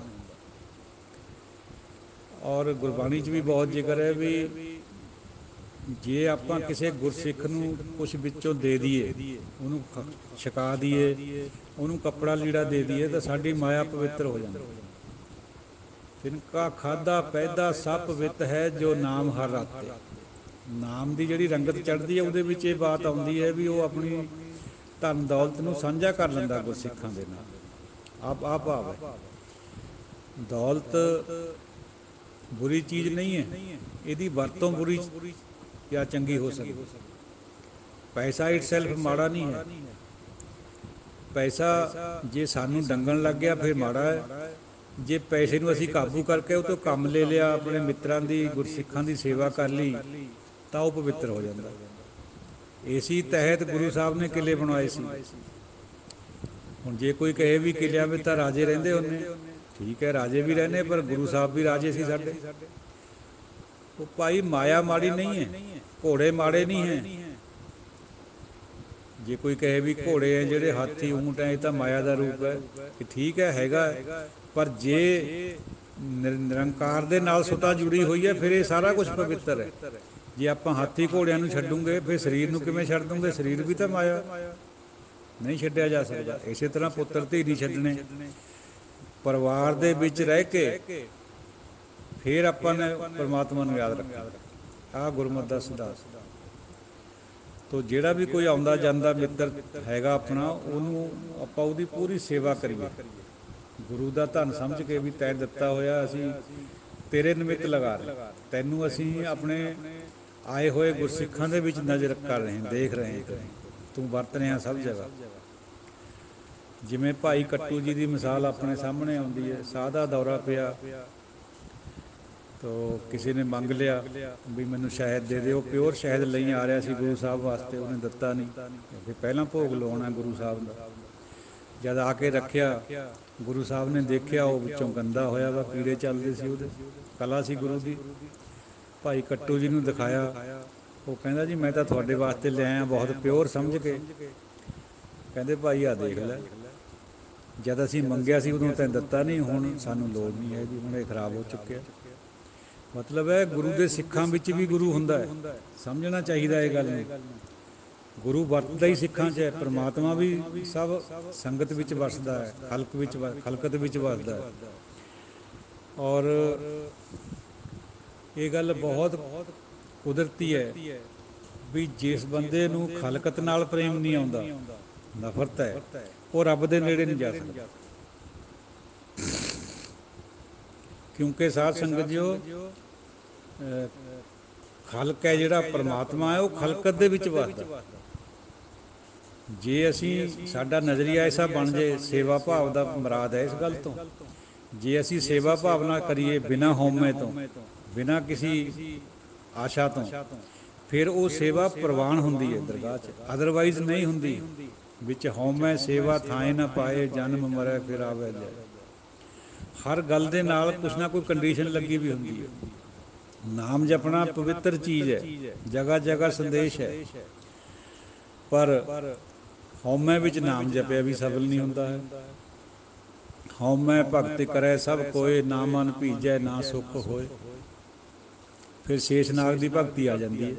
ਜੁੱਗਾਂ 'ਤੇ ਕਰ ਰਿਹਾ, ਇੱਕ ਤਿਲ ਜਿੰਨਾ ਵੀ ਰੱਬ ਦਾ ਨਾਂ ਨਹੀਂ ਪ੍ਰਾਪਤ ਹੋਇਆ ਉਹਨੂੰ, ਸ਼ੇਸ਼ਨਾਗ ਨੂੰ। ਕਾਰਨ ਕਿਆ ਹੈ? ਉਹ ਟੈਕਨੀਕਲੀ ਉਚਾਰਨ ਕਰ ਰਿਹਾ। ਜਿਵੇਂ ਆਪਾਂ ਵੀ ਕਈ ਵਾਰ ਬਹੁਤ ਰਟਦੇ ਹਾਂ, ਰਟਣਾ ਨਹੀਂ ਹੈ ਇਹਨੂੰ, ਇਹਦੇ ਗੁਣ ਗਾਉਣੇ ਹੈ, ਇਹਨੂੰ ਬਸ ਅੰਦਰੋਂ ਅੰਦਰ ਹੀ ਪੀਣਾ ਹੈ ਨਾਮ ਨੂੰ। ਮੈਂ ਰਹਿਤ ਹੋ ਕੇ, ਮੈਂ ਤੋੜਨੀ ਹੈ ਇਹਦੇ ਨਾਲ। ਜਿਹੜੀ ਮਾੜੀ ਮੋਟੀ ਬਾਕੀ ਵੀ ਬਚੀ ਹੋਈ ਹੋਵੇ ਉਹ ਵੀ ਤੋੜਨੀ ਹੈ ਨਾਮ ਦੇ ਨਾਲ, ਔਰ ਤੋੜ ਦਿੰਦਾ ਨਾਮ। ਸੋ ਹਰ ਗੱਲ ਦਾ ਕੋਈ ਤਰੀਕਾ ਹੈ। ਹੁਣ ਜਦ ਬਾਣੀ 'ਚ ਬਾਰ-ਬਾਰ ਆਉਂਦਾ ਵੀ ਨਾਮ ਜਪੋ, ਅਸੀਂ ਵੀ ਇਹੀ ਸਮਝਦੇ ਹਾਂ ਵੀ ਨਾਮ ਜਪ ਲਈਏ। ਹਉਮੈ ਅੰਦਰ ਰੁਕਣੇ ਬੈਠੀ ਹੈ, ਹਉਮੈ ਨੂੰ ਤੋੜਨ ਦਾ ਯਤਨ ਵੀ ਨਹੀਂ ਕਰਦੇ, ਉੱਪਰੋਂ ਕਰਦੇ ਆ ਲੋਕਾਚਾਰੀ, ਵੀ ਲੋਕ ਕਹੇ ਵੀ ਬਹੁਤ ਬੜਾ ਗਿਆਨੀ ਬਣ ਗਿਆ ਜਾਂ ਬਹੁਤ ਬੜਾ ਸੰਤ ਹੈ, ਇਹਦਾ ਹਰ ਵਕਤ ਨਾਮ ਜਪਦਾ। ਗੱਲ ਅੰਦਰ ਤੋਂ ਕਰਨ ਦੀ ਹੈ। ਫਿਰ ਸ਼ੇਸ਼ਨਾਗ ਦੀ ਮਿਸਾਲ ਸਾਹਮਣੇ, ਇਸੇ ਕਰਕੇ ਜਿਹੜੇ ਮਿਸ਼ਨਰੀ ਲੋਕ ਹੈ ਜਾਂ ਪੜ੍ਹੇ ਲਿਖੇ ਲੋਕ ਹੈ, ਉਹ ਫਿਰ ਤੋਤਾ ਰਟਨ ਕਹਿੰਦੇ ਇਸ ਗੱਲ ਨੂੰ। ਉਹਨਾਂ ਦੀ ਗੱਲ ਆਪਣੀ ਜਗ੍ਹਾ ਠੀਕ ਹੈ, ਲੇਕਿਨ ਪੂਰਾ ਠੀਕ ਹੈ ਨਹੀਂ ਉਹ ਗੱਲ, ਕਿਉਂਕਿ ਜਪਣਾ ਬਹੁਤ ਨਿਹਾਇਤ ਜ਼ਰੂਰੀ ਹੈ। ਜਪਣੇ ਬਿਨਾਂ ਅੰਦਰ ਖੁੱਲ੍ਹ ਨਹੀਂ ਸਕਦਾ, ਹਉਮੈ ਟੁੱਟੇ ਨਹੀਂ ਸਕਦੀ। ਸੋ ਇਹ ਜਿਹੜੀ ਚੀਜ਼ ਹੈ ਵੀ ਦੂਜੇ ਦਾ ਨਜ਼ਰੀਆ ਜਿਹੜਾ ਉਹ ਦੇਖਣਾ ਚਾਹੀਦਾ ਹੈ। ਇਹਦੀ ਮਿਸਾਲ ਇੱਕ ਆਪਾਂ ਸਾਂਝੀ ਕਰੀਏ ਸੰਗਤ ਦੇ ਨਾਲ, ਸਮਾਂ ਹੈਗਾ। ਸਾਧ ਸੰਗਤ ਜੀ, ਉਹ ਜੈਨ ਧਰਮ ਦੇ ਵਿੱਚ ਇੱਕ ਗਾਥਾ ਆਉਂਦੀ। ਪਹਿਲਾਂ ਮੋਟੀ ਜੀ ਮਿਸਾਲ ਥੋੜ੍ਹੀ ਜਿਹੀ ਜੈਨ ਧਰਮ ਦੀ ਵੀ ਕਰ ਲਈਏ। ਜੈਨ ਧਰਮ ਦੇ ਕਈ ਆਚਾਰੀਆ ਹੋਏ, ਸਭ ਤੋਂ ਲਾਸਟ ਵਿੱਚ ਮਹਾਂਵੀਰ ਹੋਇਆ। ਉਸੇ ਦੇ ਨਾਂ 'ਤੇ ਸਵਾਮੀ ਮਹਾਂਵੀਰ ਜੀ ਦੇ ਨਾਂ 'ਤੇ ਹੀ ਜੈਨ ਧਰਮ ਚੱਲਦਾ। ਪਹਿਲਾਂ ਵੀ ਹੋਏ 23 22 ਤੀਰਥ ਸ਼ੰਕਰ, ਉਸ ਤੋਂ ਬਾਅਦ ਫਿਰ ਇਹ ਹੋਇਆ। ਔਰ ਇਹ ਜਿਹੜਾ ਜੈਨ ਧਰਮ ਦੇ ਵਿੱਚ ਗਾਥਾ ਆਉਂਦੀ ਹੈ, ਇਹ ਗਾਥਾ ਇਹ ਹੈ ਵੀ 4 ਅੰਨ੍ਹੇ ਬੰਦੇ ਸੀ, ਉਹਨਾਂ ਨੇ ਇੱਕ ਹਾਥੀ ਦੇਖ ਲਿਆ। ਇੱਕ ਦੇ ਹੱਥ ਵਿੱਚ ਤਾਂ ਹਾਥੀ ਦੀ ਲੱਤ ਆ ਗਈ, ਇੱਕ ਦੇ ਹੱਥ 'ਚ ਕੰਨ ਆ ਗਿਆ ਹਾਥੀ ਦਾ, ਇੱਕ ਨੇ ਪੂੰਛ ਪਕੜ ਲਈ, ਇੱਕ ਨੇ ਮੂਹਰੇ ਜਿਹੜੇ ਦੰਦ ਨਿਕਲੇ ਹੁੰਦੇ ਹਾਥੀ ਦੇ ਦੰਦ ਖਾਣ ਦੇ ਹੋਰ, ਦਿਖਾਉਣ ਦੇ ਹੋਰ, ਉਹ ਪਕੜ ਲਿਆ। ਹੁਣ ਉਹ ਚਾਰੇ ਆਪਣੀ ਆਪਣੀ ਤਰ੍ਹਾਂ ਬਿਆਨ ਕਰ ਰਹੇ ਹਾਥੀ ਨੂੰ। ਇੱਕ ਤਾਂ ਕਹਿੰਦਾ ਹੈ ਜੀ ਹਾਥੀ ਥੰਮਲੇ ਵਰਗਾ, ਪਿੱਲਰ ਵਰਗਾ ਹੁੰਦਾ, ਜਿਹਦੇ ਹੱਥ 'ਚ ਲੱਤ ਆਈ ਸੀ, ਕਿਉਂਕਿ ਲੱਤ ਮੋਟੀ ਹੁੰਦੀ ਹੈ ਪਿੱਲਰ ਵਰਗੀ। ਜਿਹੜੇ ਨੇ ਕੰਨ ਪਕੜਿਆ ਸੀ ਉਹ ਕਹਿੰਦਾ ਜੀ ਨਹੀਂ, ਛੱਜ ਵਰਗਾ ਹੁੰਦਾ ਹਾਥੀ। ਤੀਜਾ ਕਹਿੰਦਾ ਜਿਹਦੇ ਹੱਥ 'ਚ ਪੂੰਛ ਆਈ ਸੀ, ਕਹਿੰਦਾ ਜੀ ਮੋਟੇ ਰੱਸੇ ਵਰਗਾ ਹੁੰਦਾ ਹਾਥੀ। ਜਿਹਦੇ ਹੱਥ ਵਿੱਚ ਦੰਦ ਆਇਆ ਸੀਗਾ, ਉਹ ਕਹਿੰਦਾ ਜੀ ਨਹੀਂ, ਲੋਹੇ ਦੀ ਜਿੱਕਣ ਸਲਾਖ ਹੁੰਦੀ ਹੈ ਕੋਈ ਥੰਬ ਜਿਹਾ, ਵੀ ਇਸ ਤਰ੍ਹਾਂ ਦਾ ਹੁੰਦਾ, ਲੱਠ ਜੀ ਹੈ। ਹੁਣ ਉਹ ਚਾਰੇ ਵੀ ਠੀਕ ਹੈ ਆਪਣੀ ਜਗ੍ਹਾ, ਪਰ ਐਬਸੋਲਿਊਟ ਸੱਚ ਇਹ ਹੈ ਨਹੀਂ। ਹੈ ਉਹ ਠੀਕ ਹੈ ਆਪਣੀ ਜਗ੍ਹਾ, ਕਿਉਂਕਿ ਜਿੰਨਾ ਗਿਆਨ ਹੈ ਉਨਾ ਹੀ ਬੰਦੇ ਨੇ ਗੱਲ ਕਰਨੀ। ਸਾਰੇ ਠੀਕ ਹੁੰਦੇ ਆ ਜਦੋਂ ਆਪਾਂ ਦੂਜੇ ਦੇ ਵਿਊ ਪੁਆਇੰਟ ਨੂੰ ਸਮਝ ਲਈਏ ਨਾ, ਤਾਂ ਉਹਦੇ ਵਿੱਚੋਂ ਵੀ ਕੁਛ ਨਾ ਕੋਈ ਗੱਲ ਨਿਕਲ ਆਉਂਦੀ ਹੈ। ਕਈ ਵਾਰ ਆਪਾਂ ਗਲਤ ਹੁੰਦੇ, ਉਹ ਸਹੀ ਹੋ ਜਾਂਦੀ ਹੈ। ਹਰ ਬੰਦੇ ਦੀ ਆਪਣਾ ਇੱਕ ਸੋਚਣ ਦਾ ਢੰਗ ਹੁੰਦਾ ਹੈ। ਸਭ ਤੋਂ ਉੱਤਮ ਢੰਗ ਤਾਂ ਹੁੰਦਾ ਜਿਹੜੇ ਸੰਤ ਲੋਕ ਬਣਦੇ ਆ, ਬ੍ਰਹਮ ਗਿਆਨੀ ਬਣ ਜਾਂਦੇ, ਉਹਨਾਂ ਦਾ ਢੰਗ ਹੁੰਦਾ ਸਭ ਤੋਂ ਸਹੀ। ਬਾਕੀਆਂ ਦਾ ਪੂਰਾ ਸੱਚ ਤਾਂ ਹੁੰਦਾ ਨਹੀਂ, ਲੇਕਿਨ ਕੁਛ ਨਾ ਕੁਛ ਸੱਚ ਜ਼ਰੂਰ ਹੁੰਦਾ ਉਹਦੇ 'ਚ, ਭਾਵੇਂ ਉਹ ਮਾਇਆ ਦੇ ਪ੍ਰਭਾਵ 'ਚ ਹੋਵੇ। ਉਹਨਾਂ ਦੀ ਜਿਹੜੀ ਦੇਖਣ ਦੀ ਸ਼ਕਤੀ ਹੁੰਦੀ ਹੈ ਉਹ ਮਾਇਆ ਨੇ ਢਕੀ ਵੀ ਹੁੰਦੀ ਹੈ। ਉਹਨਾਂ ਨੂੰ ਦਿਖਦਾ ਕੁਛ ਹੋਰ ਹੈ, ਜਿਵੇਂ ਹਨੇਰੇ 'ਚ ਰੱਸੀ ਪਈ ਸੱਪ ਲੱਗਦਾ। ਬਿਲਕੁਲ ਬੰਦਾ ਇਸ ਤਰ੍ਹਾਂ ਹੀ ਹਉਮੈ ਦੇ ਮਾਇਆ ਦੇ ਅਧੀਨ ਹੈ। ਸਾਨੂੰ ਇਹ ਮਾਇਆ ਸੱਚ ਲੱਗਦੀ, ਅਸਲ 'ਚ ਇਹ ਮਾਇਆ ਸੱਚ ਹੈ ਨਹੀਂ, ਕਿਉਂਕਿ ਮਾਇਆ ਦਾ ਮਤਲਬ ਹੀ ਇਹੀ ਹੈ। ਸ਼ੰਕਰਾਚਾਰੀਆ ਨੇ ਇਹਦੀ ਵਿਆਖਿਆ ਕਰੀ ਹੈ ਬਹੁਤ ਮਾਇਆ ਦੀ, ਵੇਦਾਂਤ ਦੇ ਵਿੱਚ ਆਊਗੀ ਗੱਲ, ਅੱਗੇ ਚੱਲ ਕੇ ਕਰਾਂਗੇ ਵਿਚਾਰ ਕਿਸੇ ਟਾਈਮ। ਮਾਇਆ ਉਹ ਚੀਜ਼ ਹੈ ਜੋ ਦਿਖਦੀ ਹੋਰ ਹੈ, ਅਸਲ ਵਿੱਚ ਹੋਰ ਹੈ। ਮਾਂ ਮੈਨੇ ਨਹੀਂ, ਜਾਂ ਮੈਨੇ ਇਹ ਜਾਂ ਉਹ, ਜਿਹੜੀ ਨਾ ਇਹ ਹੈ ਨਾ ਉਹ ਹੈ, ਇੱਕ ਹਊਆ ਹੈ। ਦੇਖਣ ਨੂੰ ਪ੍ਰਤੀਤ ਲੱਗਦੀ ਹੈ ਸੱਚ, ਲੇਕਿਨ ਸੱਚ ਹੈ ਨਹੀਂ, ਸੱਤ ਹੈ ਨਹੀਂ। ਸੱਤ ਦਾ ਮਤਲਬ ਹੈ ਐਗਜ਼ਿਸਟੈਂਸ। ਐਗਜ਼ਿਸਟੈਂਸ ਤਾਂ ਹੈਗੀ ਹੈ ਉਹਦੀ ਵੀ, ਮਾਇਆ ਦੀ ਵੀ, ਲੇਕਿਨ ਉਹ ਰਹਿਣ ਵਾਲੀ ਨਹੀਂ ਹੈ। ਸੱਤ ਦਾ ਮਤਲਬ ਹੁੰਦਾ ਜਿਹੜਾ ਰਹਿੰਦਾ ਹੈ, ਪਰਮਾਤਮਾ ਨੂੰ ਸੱਤ ਕਹਿੰਦੇ ਆ। ਮਾਇਆ ਦੀ ਐਗਜ਼ਿਸਟੈਂਸ ਤਾਂ ਹੈਗੀ ਹੈ, ਪਰ ਮਾਇਆ ਸੱਤ ਨਹੀਂ ਹੈ, ਇਹ ਰਹਿਣ ਵਾਲੀ ਨਹੀਂ ਹੈ। ਅੱਜ ਹੈ, ਕੱਲ੍ਹ ਨੂੰ ਇਹਨੇ ਨਹੀਂ ਰਹਿਣਾ। ਆਹ ਸਰੀਰ ਸੱਤ ਲੱਗਦਾ ਆਪਾਂ ਨੂੰ, ਸੱਚਾ ਲੱਗਦਾ, ਪਰ ਇਹਨੇ ਰਹਿਣਾ ਨਹੀਂ ਕੱਲ੍ਹ ਨੂੰ। ਚੰਦ ਸੂਰਜ ਵੀ ਨਹੀਂ ਰਹਿਣੇ ਕਿਸੇ ਦਿਨ, ਪਹਿਲਾਂ ਵੀ ਮਿਟ ਲਏ ਕਈ ਵਾਰ। ਗੁਰਬਾਣੀ 'ਚ ਜ਼ਿਕਰ ਹੈ ਇਸ ਚੀਜ਼ ਦਾ, ਮਾਰੂ ਸੋਹਲਿਆ 'ਚ। ਸੋ ਜੇ ਆਪਾਂ ਦੂਜੇ ਦੇ ਵਿਊ ਪੁਆਇੰਟ ਨੂੰ ਦੇਖ ਲਈਏ ਤਾਂ ਕੁਛ ਨਾ ਕੁਛ ਸੱਚਾਈ ਉਹਦੇ 'ਚ ਵੀ ਹੁੰਦੀ ਹੈ। ਸਾਧ ਸੰਗਤ ਜੀ, ਉਹ ਦੱਸ ਰਹੇ ਨੂੰ ਨਾ, ਅੱਜ ਤੋਂ ਕੋਈ 30-40 ਸਾਲ ਪਹਿਲਾਂ ਜੈਨ ਧਰਮ ਦੇ ਵਰਤ ਰੱਖਣਾ, ਜਿਹੜਾ ਮੂੰਹ ਬੰਨ੍ਹ ਕੇ ਰੱਖਦੇ ਆ, ਉਹ ਕੰਧੇ ਪਰ ਇੱਕ ਕੂਚ ਜਿਹਾ ਰੱਖਦੇ ਆ, ਪੈਰਾਂ ਤੋਂ ਵੀ ਨੰਗੇ ਤੁਰਦੇ ਆ, ਇਹ ਗੱਲ ਕੁਛ ਭਾਉਂਦੀ ਨਹੀਂ ਸੀ, ਕਿਉਂਕਿ ਗੁਰਬਾਣੀ ਗੁਰਬਾਣੀ ਪੜ੍ਹੀ ਹੋਈ ਸੀ ਉਹਨਾਂ ਦਿਨਾਂ 'ਚ ਵੀ, ਬਈ ਵਰਤ ਰੱਖਣਾ ਠੀਕ ਨਹੀਂ ਹੈ, ਛੋੜਨਾ ਅੰਨ ਕਰੈ ਪਖੰਡ, ਨਾ ਸੁਹਾਗਣ ਨਾ ਉਹ ਰੰਡ, ਵੀ ਇਹ ਠੀਕ ਨਹੀਂ ਹੈ। ਪਰ ਜਦੋਂ ਉਹਨਾਂ ਦਾ ਵਿਊ ਪੁਆਇੰਟ ਦੇਖਿਆ ਤਾਂ ਗੱਲ ਵਿੱਚੋਂ ਹੋਰ ਨਿਕਲਦੀ ਹੈ। ਉਹ ਕਿਆ ਹੈ? ਜੈਨ ਧਰਮ ਕਹਿੰਦਾ ਹੈ ਵੀ 5 ਕਿਸਮ ਦੇ ਮਹਾਂਵਰਤ ਹੈ। ਆਪਾਂ ਤਾਂ ਵਰਤ ਸਮਝਦੇ ਹਾਂ ਵੀ ਰੋਟੀ ਛੱਡਣੇ ਨੂੰ ਕਹਿੰਦੇ, ਪਰ ਉਹਨਾਂ ਦਾ ਉਹ ਹੋਰ ਤਰੀਕੇ ਨਾਲ ਕਹਿੰਦੇ ਨੇ। ਉਹ 5 ਵਰਤ ਕਿਹੜੇ ਕਹਿੰਦੇ ਮਹਾਂਵਰਤ? ਨੰਬਰ 1 ਅਹਿੰਸਾ, ਨੰਬਰ 2 ਸੱਤ, ਨੰਬਰ 3 ਅਸਤੇਯ, ਚੋਰੀ ਨਾ ਕਰਨਾ, ਨੰਬਰ 4 ਅਪਾਰੀਗ੍ਰਹਿ। ਅਪਾਰੀਗ੍ਰਹਿ ਹੁੰਦਾ ਆਪਣੀ ਲੋੜ ਨਾਲੋਂ ਵੱਧ ਚੀਜ਼ਾਂ ਇਕੱਠੀਆਂ ਕਰ ਲੈਣੀਆਂ। ਔਰ ਸਭ ਤੋਂ ਲਾਸਟ ਵਿੱਚ 5ਵਾਂ ਹੈਗਾ ਬ੍ਰਹਮਚਾਰੀਆ, ਜਿਹੜਾ ਕਿ ਮਹਾਂਵੀਰ ਨੇ ਦਿੱਤਾ ਸੀਗਾ। ਪਹਿਲੇ 4 ਉੱਪਰਲੇ ਜਿਹੜੇ ਉਹ ਪਹਿਲੇ ਤੀਰਥ ਸ਼ੰਕਰਾਂ ਨੇ ਦਿੱਤੇ ਆ। ਹੁਣ ਇਹ ਜਦੋਂ ਆਪਾਂ ਵਿਚਾਰ ਕਰਦੇ ਹਾਂ ਤਾਂ ਇਹਦੇ 'ਚ ਕੋਈ ਬੁਰਾਈ ਵੀ ਨਹੀਂ ਨਜ਼ਰ ਆਉਂਦੀ। ਗੁਰਬਾਣੀ ਦਾ ਵੀ ਇਹਨਾਂ ਨਾਲ ਮੇਲ ਜੋਲ ਹੈ। ਅਹਿੰਸਾ ਰੱਖਣੀ, ਵੀ ਕਿਸੇ ਨੂੰ ਨਜਾਇਜ਼ ਤੰਗ ਨਾ ਕਰਨਾ, ਮਾਰ ਧਾੜ ਨਾ ਕਰਨੀ। ਪਰ ਜੇ ਲੋੜ ਪਵੇ, ਉੱਥੇ ਜੈਨ ਧਰਮ ਵੀ ਲਾਗੂ ਕਰਦਾ ਹੈ। ਉਹ ਅਨੁਬ੍ਰਿਤਾਂ 'ਚ ਆਉਂਦੀ ਹੈ ਗੱਲ। ਫਿਰ ਪੰਜ ਅਨੁਬ੍ਰਿਤ ਵੀ ਹੈ ਉਹਨਾਂ ਦੇ, ਥੋੜ੍ਹੇ ਜਿਹੇ ਮੁਲਾਇਮ ਹੈ ਉਹ ਮਹਾਂਵ੍ਰਿਤਾਂ ਨਾਲੋਂ। ਜੈਨ ਸਾਧੂ ਹੈ ਜਿਹੜੇ, ਉਹਨਾਂ ਨੂੰ ਤਾਂ ਮਹਾਂਵਰਤ ਰੱਖਣੇ ਪੈਂਦੇ ਇਹ 5। ਜਿਹੜੇ ਗ੍ਰਸਤੀ ਹੈ ਜੈਨ ਧਰਮ ਦੇ, ਉਹਨਾਂ ਨੂੰ ਕੁਛ ਨਰਮਾਈ ਹੈ। ਉਹ ਉੱਥੇ ਉਹਨਾਂ ਨੂੰ ਇਹ ਅਲਾਊ ਹੈ ਵੀ ਜੇ ਖੇਤੀਬਾੜੀ ਕਰਦੇ ਤੁਸੀਂ ਤਾਂ ਤੁਹਾਡੇ ਤੋਂ ਹਿੰਸਾ ਹੁੰਦੀ ਹੈ, ਜਾਣੇ ਅਣਜਾਣੇ 'ਚ ਕੋਈ ਜੀਵ ਜੰਤੂ ਮਰਦੇ ਹੈ ਫਸਲਾਂ ਦੇ ਵਿੱਚ, ਉਹ ਪਾਪ ਨਹੀਂ ਹੈ। ਫਿਰ ਤੋ ਗੁਰਮਤਿ ਵੀ ਇਹਨੂੰ ਵਹਿਮ ਭਰੀ ਹਿੰਸਾ ਮੰਨਦੀ ਹੈ। ਜੇ ਕੋਈ ਇਸ ਤਰ੍ਹਾਂ ਸੋਚੇ ਵੀ ਮੇਰੇ 'ਤੇ ਜੀਵ ਜੰਤੂ ਮਰਦੇ, ਮੈਂ ਫਸਲਾਂ ਪਰ ਕੀੜੇ ਮਾਰ, ਦਵਾਈ ਨਹੀਂ ਪਾਉਣੀ, ਉਹ ਭਾਈ ਮਨੁੱਖਤਾ ਖਾਤਰ ਕਰ ਰਿਹਾ, ਤੂੰ ਕਿਹੜੇ ਆਪਣੇ ਖਾਤਰ ਕਰਦਾ? ਜੇ ਮਨੁੱਖਤਾ 'ਚ ਅਨਾਜ ਨਹੀਂ ਪੈਦਾ ਹੋਊਗਾ, ਜੀਵ ਜੰਤੂ ਫਸਲਾਂ ਨੂੰ ਉਜਾੜੂਗੇ, ਤਾਂ ਉਹਨਾਂ ਨੂੰ ਰੋਕਣਾ ਸਾਡਾ ਫਰਜ਼ ਬਣਦਾ। ਸੋ ਜਦੋਂ ਆਪਾਂ ਨੇ ਇਹ ਦੇਖਿਆ ਵੀ ਉਹਨਾਂ ਦਾ ਨਜ਼ਰੀਆ ਇਹ ਹੈ, ਤਾਂ ਉਹ ਵੀ ਠੀਕ ਲੱਗਿਆ। ਫਿਰ ਅਹਿੰਸਾ ਰੱਖਣੀ, ਵਹਿਮ ਭਰੀ ਹਿੰਸਾ ਨਹੀਂ ਕਰਨੀ। ਜੇ ਕੋਈ ਹਟਦਾ ਹੀ ਨਹੀਂ ਹੈ, ਫਿਰ ਉਹਨੂੰ ਹਟਾਉਣਾ ਵੀ ਹੈ। ਇਹ ਗੁਰਮਤਿ ਦਾ ਮਾਰਗ ਹੈ। ਫਿਰ ਔਰ ਸੱਚ ਬੋਲਣਾ, ਸੱਚ ਦਾ ਆਚਰਨ ਕਰਨਾ। ਨੰਬਰ 3 ਅਸਤੇਯ, ਜਿਹਨੂੰ ਕਹਿੰਦੇ ਆ ਵੀ ਚੋਰੀ ਨਹੀਂ ਕਰਨੀ। ਤਾਂ ਗੁਰਬਾਣੀ ਵੀ ਇਹੀ ਫਰਮਾਉਂਦੀ ਹੈ ਵੀ ਚੋਰ ਕੀ ਹਾਮਾ ਭਰੇ ਨਾ ਕੋਈ। ਔਰ ਜਿਹੜਾ ਚੌਥਾ ਹੈ ਅਪਾਰੀਗ੍ਰਹਿ, ਮਤਲਬ ਹੈ ਵਸਤੂਆਂ ਦਾ ਇੰਨਾ ਭੰਡਾਰ ਨਹੀਂ ਇਕੱਠਾ ਕਰ ਲੈਣਾ ਵੀ ਹੋਰ ਲੋਕ ਵਾਂਝੇ ਹੋ ਜਾਏ। ਵਸਤੂਆਂ ਇਕੱਠੀ ਕਰਨ ਤੋਂ ਮਨਾਹੀ ਨਹੀਂ ਕਰੀ ਹੋਈ, ਉਹ ਇਕੱਠੀਆਂ ਕਰਕੇ ਲੋਕ ਭਲਾਈ 'ਚ ਵੰਡਣ ਦੀ ਗੱਲ ਹੈ। ਵੀ ਵੰਡ ਦਿਓ, ਫਿਰ ਉਹ ਠੀਕ ਹੈ।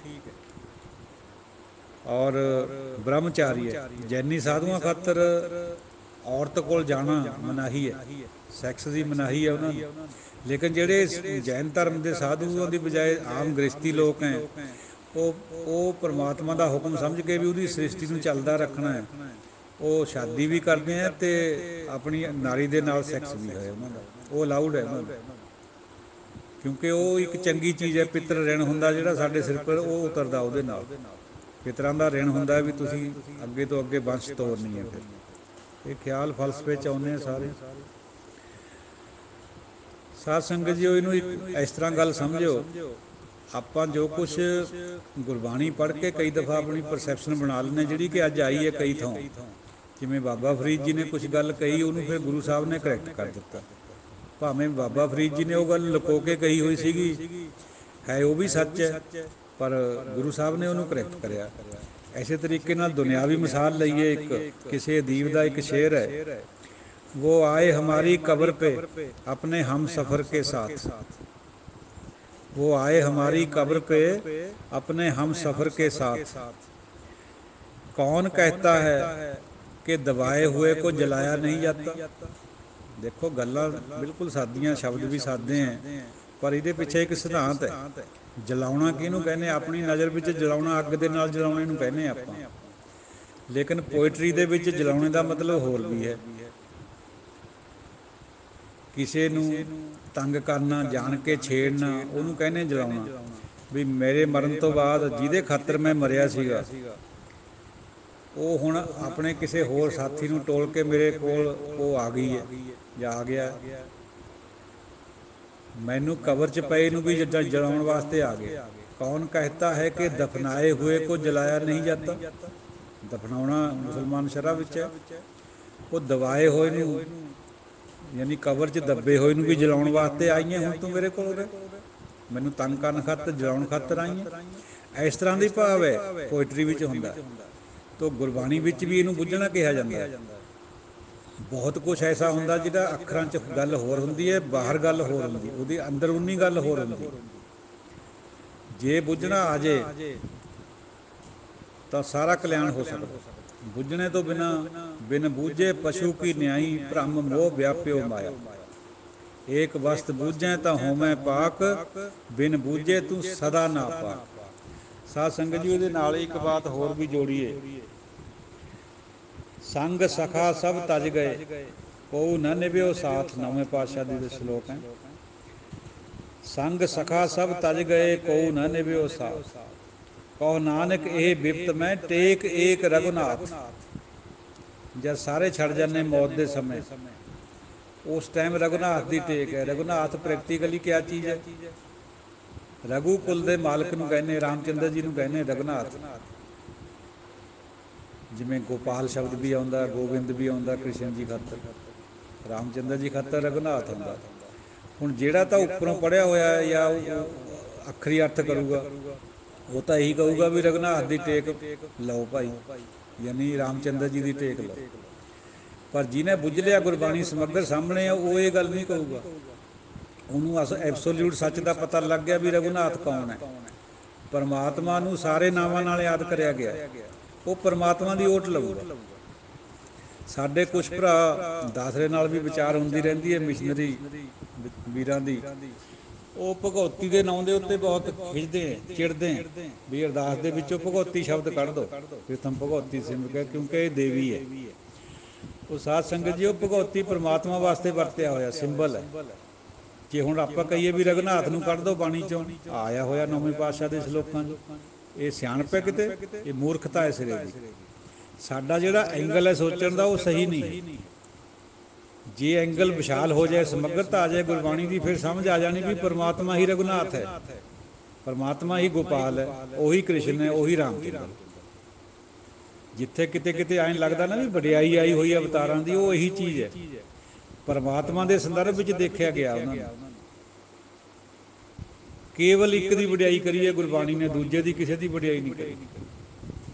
ਵਨਨੈਸ ਓਨਲੀ, ਇਹੀ ਡਿਵਿਨਿਟੀ ਹੈ।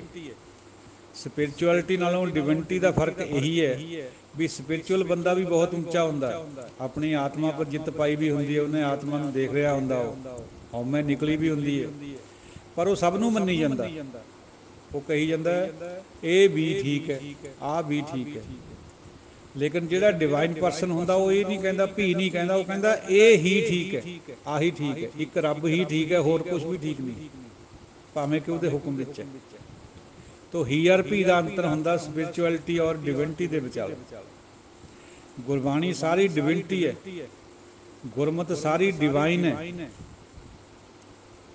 ਇਹਨੂੰ ਸਮਝਣਾ ਵਨਨੈਸ ਨੂੰ ਬਹੁਤ ਔਖਾ ਲੱਗਦਾ, ਕਿਉਂਕਿ ਸ਼ਬਦ ਹੈ ਜਿਹੜੇ ਅੱਖਰ ਹੈ, ਸ਼ਬਦਾਂ ਮਾਹੇ ਵਿਖਾਣੀਆਂ, ਬਿਰਲਾ ਤਾਂ ਬੁੱਝੇ ਕੋਏ। ਲਿਖਿਆ ਵਾ ਤਾਂ ਸਾਰਾ ਕੁਝ ਸ਼ਬਦਾਂ ਵਿੱਚ ਹੀ, ਅੱਖਰਾਂ ਵਿੱਚ ਹੀ ਹੈ, ਬਾਣੀ ਵੀ ਅੱਖਰਾਂ 'ਚ ਲਿਖੀ ਹੋਈ ਹੈ, ਪਰ ਜਦ ਬੁੱਝਦੇ ਆ ਤਾਂ ਗੱਲ ਹੋਰ ਨਿਕਲਦੀ ਹੈ ਵਿੱਚੋਂ। ਆਹੀ ਭੇਦ ਹੈ ਸਾਰਾ ਹੀ ਗੁਰਬਾਣੀ ਦਾ। ਤਦੇ ਹੀ ਝਗੜੇ ਦੁਨੀਆ ਦੇ ਵਿੱਚ। ਜੇ ਆਪਾਂ ਦੂਜੇ ਦੇ ਵਿਊ ਪੁਆਇੰਟ ਨੂੰ ਦੇਖੀਏ, ਸਮਝ ਲਈਏ ਵੀ ਉਹ ਇਹ ਕਹਿੰਦਾ, ਫਿਰ ਉਹਦੇ ਵਿੱਚੋਂ ਕੁਛ ਨਾ ਕੁਛ ਆਪਾਂ ਨੂੰ ਸਮਝ ਆ ਜਾਂਦੀ ਹੈ ਵੀ ਗੱਲ ਤਾਂ ਯਾਰ ਇਹ ਵੀ ਠੀਕ ਕਹਿ ਰਿਹਾ, ਭਾਵੇਂ ਉਹਨੂੰ ਸਮਝਾ ਦਿਓ ਚਾਹੇ ਆਪ ਸਮਝ ਜਾਵੇ ਬੰਦਾ। ਝਗੜਾ ਹੁੰਦਾ ਹੀ ਤਾਂ ਹੀ ਹੈ ਜਦੋਂ ਆਪਣਾ ਆਪਣਾ ਵਿਊ ਪੁਆਇੰਟ ਨੂੰ ਲੈ ਕੇ ਅੜਦਾ ਬੰਦਾ, ਦੂਜੇ ਦਾ ਇਹਤਰਾਮ ਨਹੀਂ ਕਰਦਾ ਉਹਦੇ ਵਿਚਾਰਾਂ ਦਾ। ਜੇ ਇਹਤਰਾਮ ਕਰ ਲਿਆ ਤਾਂ ਗੱਲ ਵਿੱਚੋਂ ਨਿਕਲ ਆਉਣੀ ਹੈ ਅਸਲ 'ਚ ਗੱਲ ਕਿਆ। ਤੋ ਮਿਸ਼ਨਰੀ ਵੀਰਾਂ ਨੂੰ ਇਹ ਕਹਿਣਾ ਉਹਨਾਂ ਦਾ ਵੀ ਭਗਉਤੀ ਨੂੰ ਕੱਢ ਦਿਓ ਅਰਦਾਸ 'ਚੋਂ। ਉਹ ਕਿਉਂ ਭਾਈ? ਨਮੋ ਪਰਮ ਗਿਆਤਾ ਨਮੋ ਜਗ ਮਾਤਾ। ਜਿਹੜੀ ਔਰਤ ਹੈ ਕਿਸੇ ਵੀ ਰੂਪ 'ਚ, ਚਾਹੇ ਉਹ ਦੇਵੀ ਦੇ ਰੂਪ 'ਚ, ਉਹ ਕਿਹੜੇ ਰੱਬ ਤੋਂ ਬਾਹਰ ਹੈ? ਪਰਮਾਤਮਾ ਤਾਂ ਸਭ ਦੇ ਵਿੱਚ ਹੀ ਹੈ। ਕੰਡਾ ਵੀ ਉਹੀ ਹੈ, ਫੁੱਲ ਵੀ ਉਹੀ ਹੈ, ਢਾਈਂਦਾ ਵੀ ਆਪ ਹੈ, ਢਾਉਂਦਾ ਵੀ ਆਪ ਹੈ। ਰਾਵਣ ਨੂੰ ਰੋਲ ਦੇ ਤਾ ਵਿਲਨ ਦਾ, ਰਾਮਚੰਦਰ ਜੀ ਨੂੰ ਦੇ ਤਾ ਹੀਰੋ ਦਾ। ਜਿੱਦਾਂ ਕਿ ਅੱਜ ਕੱਲ੍ਹ ਜਿਵੇਂ ਫਿਲਮਾਂ 'ਚ ਹੀਰੋ ਔਰ ਵਿਲਨ ਹੁੰਦੇ, ਇਹ ਉਹਦਾ ਖੇਲ ਹੈ। ਆਪੇ ਛਿੰਝ ਪਵਾਏ ਮੱਲਾਂ ਖਾੜਾ ਰਚਿਆ, ਛਿੰਝ ਪਵਾਈ ਹੋਈ ਹੈ ਉਹਨੇ। ਔਰ ਦਸ਼ਮੇਸ਼ ਜੀ ਤਾਂ ਇੱਥੇ ਤੱਕ ਵੀ ਕਹਿੰਦੇ ਆ ਵੀ ਅੰਮ੍ਰਿਤ ਛਕਣਾ ਛਕਾਉਣ ਵਾਲਾ ਵੀ ਤੂੰ ਹੀ ਹੈ, ਠੇਕੇ 'ਚ ਬੈਠਾ ਪੀਣੇ ਵਾਲਾ ਵੀ ਤੂੰ ਹੀ ਹੈ। ਦੇਖੋ ਇਹ ਹੈ ਗੁਰਮਤਿ ਨੂੰ ਸਮਝਣ ਦਾ ਤਰੀਕਾ। ਤਾਂ ਭਾਈ ਪਰਮਾਤਮਾ ਦੇਵੀ 'ਚ ਨਹੀਂ ਹੈ, ਭਵਾਨੀ 'ਚ ਨਹੀਂ ਹੈ, ਉਹਦੇ 'ਚ ਵੀ ਹੈ, ਪਰ ਆਪਾਂ ਨੇ ਮੰਨਣਾ ਪਰਮਾਤਮਾ ਕਰਕੇ ਹੈ ਉਹਨੂੰ। ਕਿਸੇ ਦੇਵੀ ਦੇਵਤੇ ਕਰਕੇ ਨਹੀਂ ਮੰਨਣਾ, ਉਹਨੂੰ ਪਰਮਾਤਮਾ ਜਾਣ ਕੇ ਮੰਨਣਾ। ਇਹੀ ਚੀਜ਼ ਗੁਰਬਾਣੀ 'ਚ ਆਈ ਹੋਈ ਹੈ, ਤਾਂ ਹੀ ਵਡਿਆਈ ਆਈ ਹੋਈ ਹੈ ਇਹਨਾਂ ਦੀ, ਉੱਪਰੋਂ ਨਜ਼ਰ ਆਉਂਦੀ ਹੈ ਆਪਾਂ ਨੂੰ। ਧੰਨ ਧੰਨ ਤੂੰ ਮਾਤਾ ਦੇਵਕੀ, ਜਿਹ ਗ੍ਰਹਿ ਰਮਈਆ ਕਮਲਾਪਤੀ।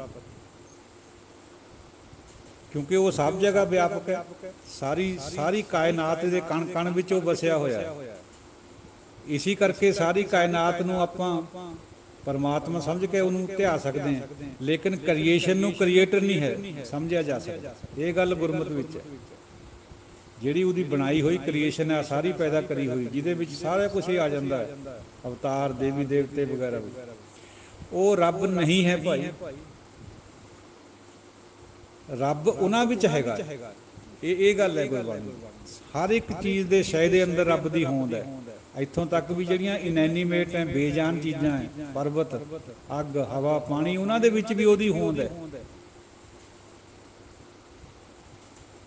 ਜਿਵੇਂ ਜ਼ਿਕਰ ਆਉਂਦਾ ਇੱਕ ਜਗ੍ਹਾ, ਹੇ ਰੱਬ ਹੇ ਸਸ ਮੇਰੀ ਅਬੈ ਬੇਨਤੀ ਸੁਣ ਲੀਜੋ, ਹੇ ਚੰਦਰਮਾ ਹੇ ਸੂਰਜ ਮੇਰੀ ਬੇਨਤੀ ਸੁਣ। ਉਹ ਸੂਰਜ ਚੰਦਰਮਾ ਨੂੰ ਨਹੀਂ ਬੇਨਤੀ ਕਰ ਰਹੇ ਦਸ਼ਮੇਸ਼ ਜੀ, ਪਰਮਾਤਮਾ ਸਮਝ ਕੇ ਕਰ ਰਹੇ। ਕਿਉਂਕਿ ਪਰਮਾਤਮਾ ਹਰ ਜਗ੍ਹਾ, ਇਸ ਕਰਕੇ ਉਹਨੂੰ ਕਿਸੇ ਵੀ ਰੂਪ 'ਚ ਆਪਾਂ ਚਿਤਰ ਸਕਦੇ ਹਾਂ, ਪੂਜ ਸਕਦੇ ਹਾਂ। ਪਰ ਉਹਨੂੰ ਪੂਜਣਾ ਉਸ ਨੇਚਰ ਦੀ ਤਰ੍ਹਾਂ ਨਹੀਂ ਹੈ, ਪੂਜਣਾ ਉਹਨੂੰ ਪਰਮਾਤਮਾ ਦੇ ਰੂਪ 'ਚ, ਇਹ ਦੇਖ ਕੇ ਜਾਣ ਕੇ ਵੀ ਤੂੰ ਇਹਨਾਂ ਵਿੱਚ ਵੀ ਤਾਂ ਹੈਗਾ। ਜੇ ਆਪਾਂ ਇਸ ਤਰ੍ਹਾਂ ਸਮਝ ਲਈਏ ਤਾਂ ਸਾਨੂੰ ਫਿਰ ਇਹ ਜ਼ਰੂਰਤ ਨਹੀਂ ਪਊਗੀ ਵੀ ਭਗਉਤੀ ਸ਼ਬਦ ਨੂੰ ਕੱਢ ਦਿਓ। ਜਿਵੇਂ ਵੀ ਜਿਸ ਰੂਪ 'ਚ ਵੀ ਉਹ ਆਇਆ ਹੋਇਆ, ਉਹ ਨਿਰੰਕਾਰ ਵਾਸਤੇ ਆਇਆ, ਭਾਵੇਂ ਪ੍ਰਸੰਗ ਜਿਹੜਾ ਮਰਜ਼ੀ ਵੀ ਹੈ। ਤਾਂ ਹੀ ਦਾਨਿਆਂ ਨੇ ਸਾਡਿਆਂ ਨੇ ਜਿਹੜੇ 1920 ਦੇ ਨੇੜੇ ਤੇੜੇ ਸੀਗੇ, ਜਿਨ੍ਹਾਂ ਨੇ ਇਹ ਮਰਿਆਦਾ ਬਣਾਈ ਸੀ, ਇਕੱਠੇ ਕਰਨ ਦੀ ਕੋਸ਼ਿਸ਼ ਕਰਿਆ ਸੀ ਪੰਥ ਨੂੰ, ਹੋਇਆ ਨਹੀਂ ਹੋਇਆ ਲਹਿਦਾ ਬਾਤ ਹੈ, ਪਰ ਕੋਸ਼ਿਸ਼ ਕਰੀ ਉਹਨਾਂ ਨੇ। ਉਹ ਗੁਰਸਿੱਖ ਸੀਗੇ ਜਿਨ੍ਹਾਂ ਨੇ ਆਪਣਾ ਲਹੂ ਦੇ ਕੇ ਗੱਡੀ ਰੋਕੀ ਸੀਗੀ, ਜਿਨ੍ਹਾਂ ਨੇ ਆਪਣਾ ਖੂਨ ਦੇ ਕੇ ਮੋਰਚਾ ਲਗਾ ਕੇ ਮਹੰਤ ਨਰਾਇਣ ਦਾਸ ਤੋਂ, ਨਰਾਇਣੂ ਤੋਂ ਨਨਕਾਣਾ ਸਾਹਿਬ ਨੂੰ ਆਜ਼ਾਦ ਕਰਾਇਆ ਸੀ, ਜਿਨ੍ਹਾਂ ਨੇ ਗੁਰੂ ਕੇ ਬਾਗ ਦਾ ਮੋਰਚਾ ਲਾਇਆ ਸੀ, ਜਿਨ੍ਹਾਂ ਨੇ ਜੈਤੋਂ ਦਾ ਮੋਰਚਾ ਲਾਇਆ ਸੀ। ਸਮਰਪਣ ਭਾਵਨਾ ਵਾਲੇ ਗੁਰਸਿੱਖ ਸੀਗੇ। ਉਹਨਾਂ ਨੇ ਰਹਿਤ ਮਰਿਆਦਾ ਬਣਾਈ ਸੀ। ਉਹਨਾਂ ਨੂੰ ਆਪਾਂ ਗਲਤ ਨਹੀਂ ਕਹਿ ਸਕਦੇ। ਉਹਨਾਂ ਦੀ ਭਾਵਨਾ ਬਿਲਕੁਲ ਗੁਰਬਾਣੀ ਦੇ ਟੋਟੈਲਿਟੀ ਦੇ ਅਨੁਸਾਰ ਸੀਗਾ ਵੀ ਹਰ ਇੱਕ ਚੀਜ਼ ਨੂੰ ਆਪਾਂ ਰੱਬ ਕਹਿ ਸਕਦੇ ਹਾਂ, ਪਰ ਪੂਜਣਾ ਰੱਬ ਸਮਝ ਕੇ ਆ ਉਹਨੂੰ, ਨਾ ਕਿ ਉਹਨੂੰ ਉਸ ਰੂਪ 'ਚ ਜਿੱਕਣਾ ਉਹ ਹੈ ਜਿਵੇਂ ਦੁਨੀਆ ਸਮਝਦੀ ਹੈ। ਆਪਾਂ ਇਹ ਕਹਿ ਸਕਦੇ ਹਾਂ ਵੀ ਸ਼੍ਰੀ ਕ੍ਰਿਸ਼ਨ ਜੀ, ਸ਼੍ਰੀ ਰਾਮਚੰਦਰ ਜੀ, ਮਹਾਤਮਾ ਬੁੱਧ ਜੀ, ਈਵਨ ਇਹ ਸਾਰੇ ਮੁਹੰਮਦ ਸਾਹਿਬ, ਇਹ ਰੱਬ ਦਾ ਰੂਪ ਹੈ। ਰੱਬ ਸਮਝ ਕੇ ਆਪਾਂ ਇਹਨਾਂ ਨੂੰ ਪੂਜਦੇ, ਪਰ ਇਹ ਰੱਬ ਨਹੀਂ ਹੈ। ਇਹ ਵੀ ਗੱਲ ਗੁਰਬਾਣੀ 'ਚ, ਰੱਬ ਕੇਵਲ ਇੱਕੋ ਇੱਕ ਹੈ, ਦੁਨੀਆ 'ਚ ਦੂਜਾ ਕੋਈ ਰੱਬ ਨਹੀਂ ਹੋ ਸਕਦਾ, ਨਾ ਉਹਨੇ ਆਪਣਾ ਸਰੀਰ ਕੋਈ ਬਣਾਇਆ। ਜੇ ਇਸ ਤਰ੍ਹਾਂ ਦੀ ਬਾਤ ਹੁੰਦੀ, ਪਹਿਲਾਂ ਵਿਆਖਿਆ ਆ ਚੁੱਕੀ ਹੈ ਸਭ ਕਾਸੇ ਦੀ, ਤਾਂ ਗੁਰਬਾਣੀ 'ਚ ਇਹਨਾਂ ਦੇ ਜਿਹੜੀਆਂ ਫਿਰ ਉਲਟ ਬਾਤਾਂ ਉਹ ਨਹੀਂ ਲਿਖੀਆਂ ਹੋਣੀਆਂ ਚਾਹੀਦੀਆਂ ਸੀ। ਜਿਵੇਂ ਕਿਸੇ ਸੰਤ ਦੀ ਵਡਿਆਈ ਹੈ ਗੁਰਬਾਣੀ 'ਚ, ਸਾਧੂ ਦੀ ਵਡਿਆਈ ਹੈ, ਉਹਦੇ ਅਗੇਂਸਟ ਕੋਈ ਗੱਲ ਨਹੀਂ ਆਉਂਦੀ, ਸਿਰਫ ਮਹਿਮਾ ਹੀ ਮਹਿਮਾ। ਫਿਰ ਕਿਉਂ ਕਿਹਾ ਗੁਰੂ ਨੌਵੇਂ ਪਾਤਸ਼ਾਹ ਨੇ, ਰਾਮ ਗਇਓ ਰਾਵਣ ਗਇਓ ਜਾਂ ਕੋ ਬਹੁ ਪਰਵਾਰ। ਹਾਲਾਂਕਿ ਆਪ ਹੀ ਉਹ ਕਹਿ ਰਹੇ ਉੱਥੇ ਹੀ, ਨਾਮ ਰਹਿਓ ਸਾਧੂ ਰਹਿਓ, ਰਹਿਓ ਗੁਰੂ ਗੋਬਿੰਦ। ਸਾਧੂ ਕਦੇ ਨਹੀਂ ਮਰਦਾ, ਅਮਰ ਹੁੰਦਾ ਸਾਧੂ। ਵਿਚਾਰਨ ਵਾਲੀਆਂ ਬਾਤਾਂ ਇਹ ਸਾਰੀਆਂ ਬੁੱਝਣ ਤੇ ਖੜੀਆਂ। ਜਿਹੜੀ ਬੁੱਧੀ ਹੈ ਸਾਡੀ, ਇਹ ਢਕੀ ਹੋਈ ਹੈ ਮਾਇਆ ਨੇ। ਇਹ ਬੁੱਧੀ ਅੱਖਰਾਂ 'ਚੋਂ ਦੇਖਦੀ ਟੋਲਦੀ ਹੈ, ਅੱਖਰਾਂ ਦੇ ਵਿੱਚ ਹੈਗੀ ਹੈ ਗੱਲ, ਪਰ ਅੱਖਰਾਂ ਦੇ ਬਿਹਾਈਂਡ ਹੈ, ਪਿੱਛੇ ਹੈ, ਉੱਥੋਂ ਨਿਕਲਣੀ ਹੈ ਇਹ ਬਾਤ, ਜਿਹਨੂੰ ਬੁੱਝਣਾ ਕਹਿੰਦੇ। ਜੇ ਬੁੱਝਣਾ ਆ ਗਿਆ ਫਿਰ ਸਾਰਾ ਕੁਛ ਠੀਕ ਹੈ, ਫਿਰ ਆਪਾਂ ਨੂੰ ਗਲਤ ਲੱਗਦਾ ਹੀ ਨਹੀਂ ਕੁਝ ਵੀ। ਸਭ ਜੋ ਕੁਛ ਉਹ ਕਰ ਰਿਹਾ ਸਭ ਠੀਕ ਕਰ ਰਿਹਾ। ਤੋ ਸਾਧ ਸੰਗਤ ਜੀਓ, ਸਮਾਂ ਹੋ ਗਿਆ ਖਾਸਾ, ਵਿਚਾਰ ਕਰਦੇ ਹਾਂ। ਕੋਈ ਨਾ ਕੋਈ ਅਪਸ਼ਬਦ, ਕੋਈ ਗਲਤੀ ਨਿਕਲ ਜਾਂਦੀ ਹੈ, ਉਹਦੀ ਦਾਸਰਾ ਖਿਮਾ ਚਾਹੁੰਦਾ। ਆਪ ਜੀ ਬਖਸ਼ਣ ਯੋਗ ਹੈ, ਬਖਸ਼ ਦਿਓ। ਬਖਸ਼ਣਹਾਰ ਹੈ ਆਪ ਜੀ, ਆਪ ਬਖਸ਼ ਦਿਓ, ਬਖਸ਼ਣ ਯੋਗ ਸਮਝ ਕੇ। ਤੋ ਫਤਿਹ ਬੁਲਾਈਏ। ਵਾਹਿਗੁਰੂ ਜੀ ਕਾ ਖਾਲਸਾ, ਵਾਹਿਗੁਰੂ ਜੀ ਕੀ ਫਤਿਹ।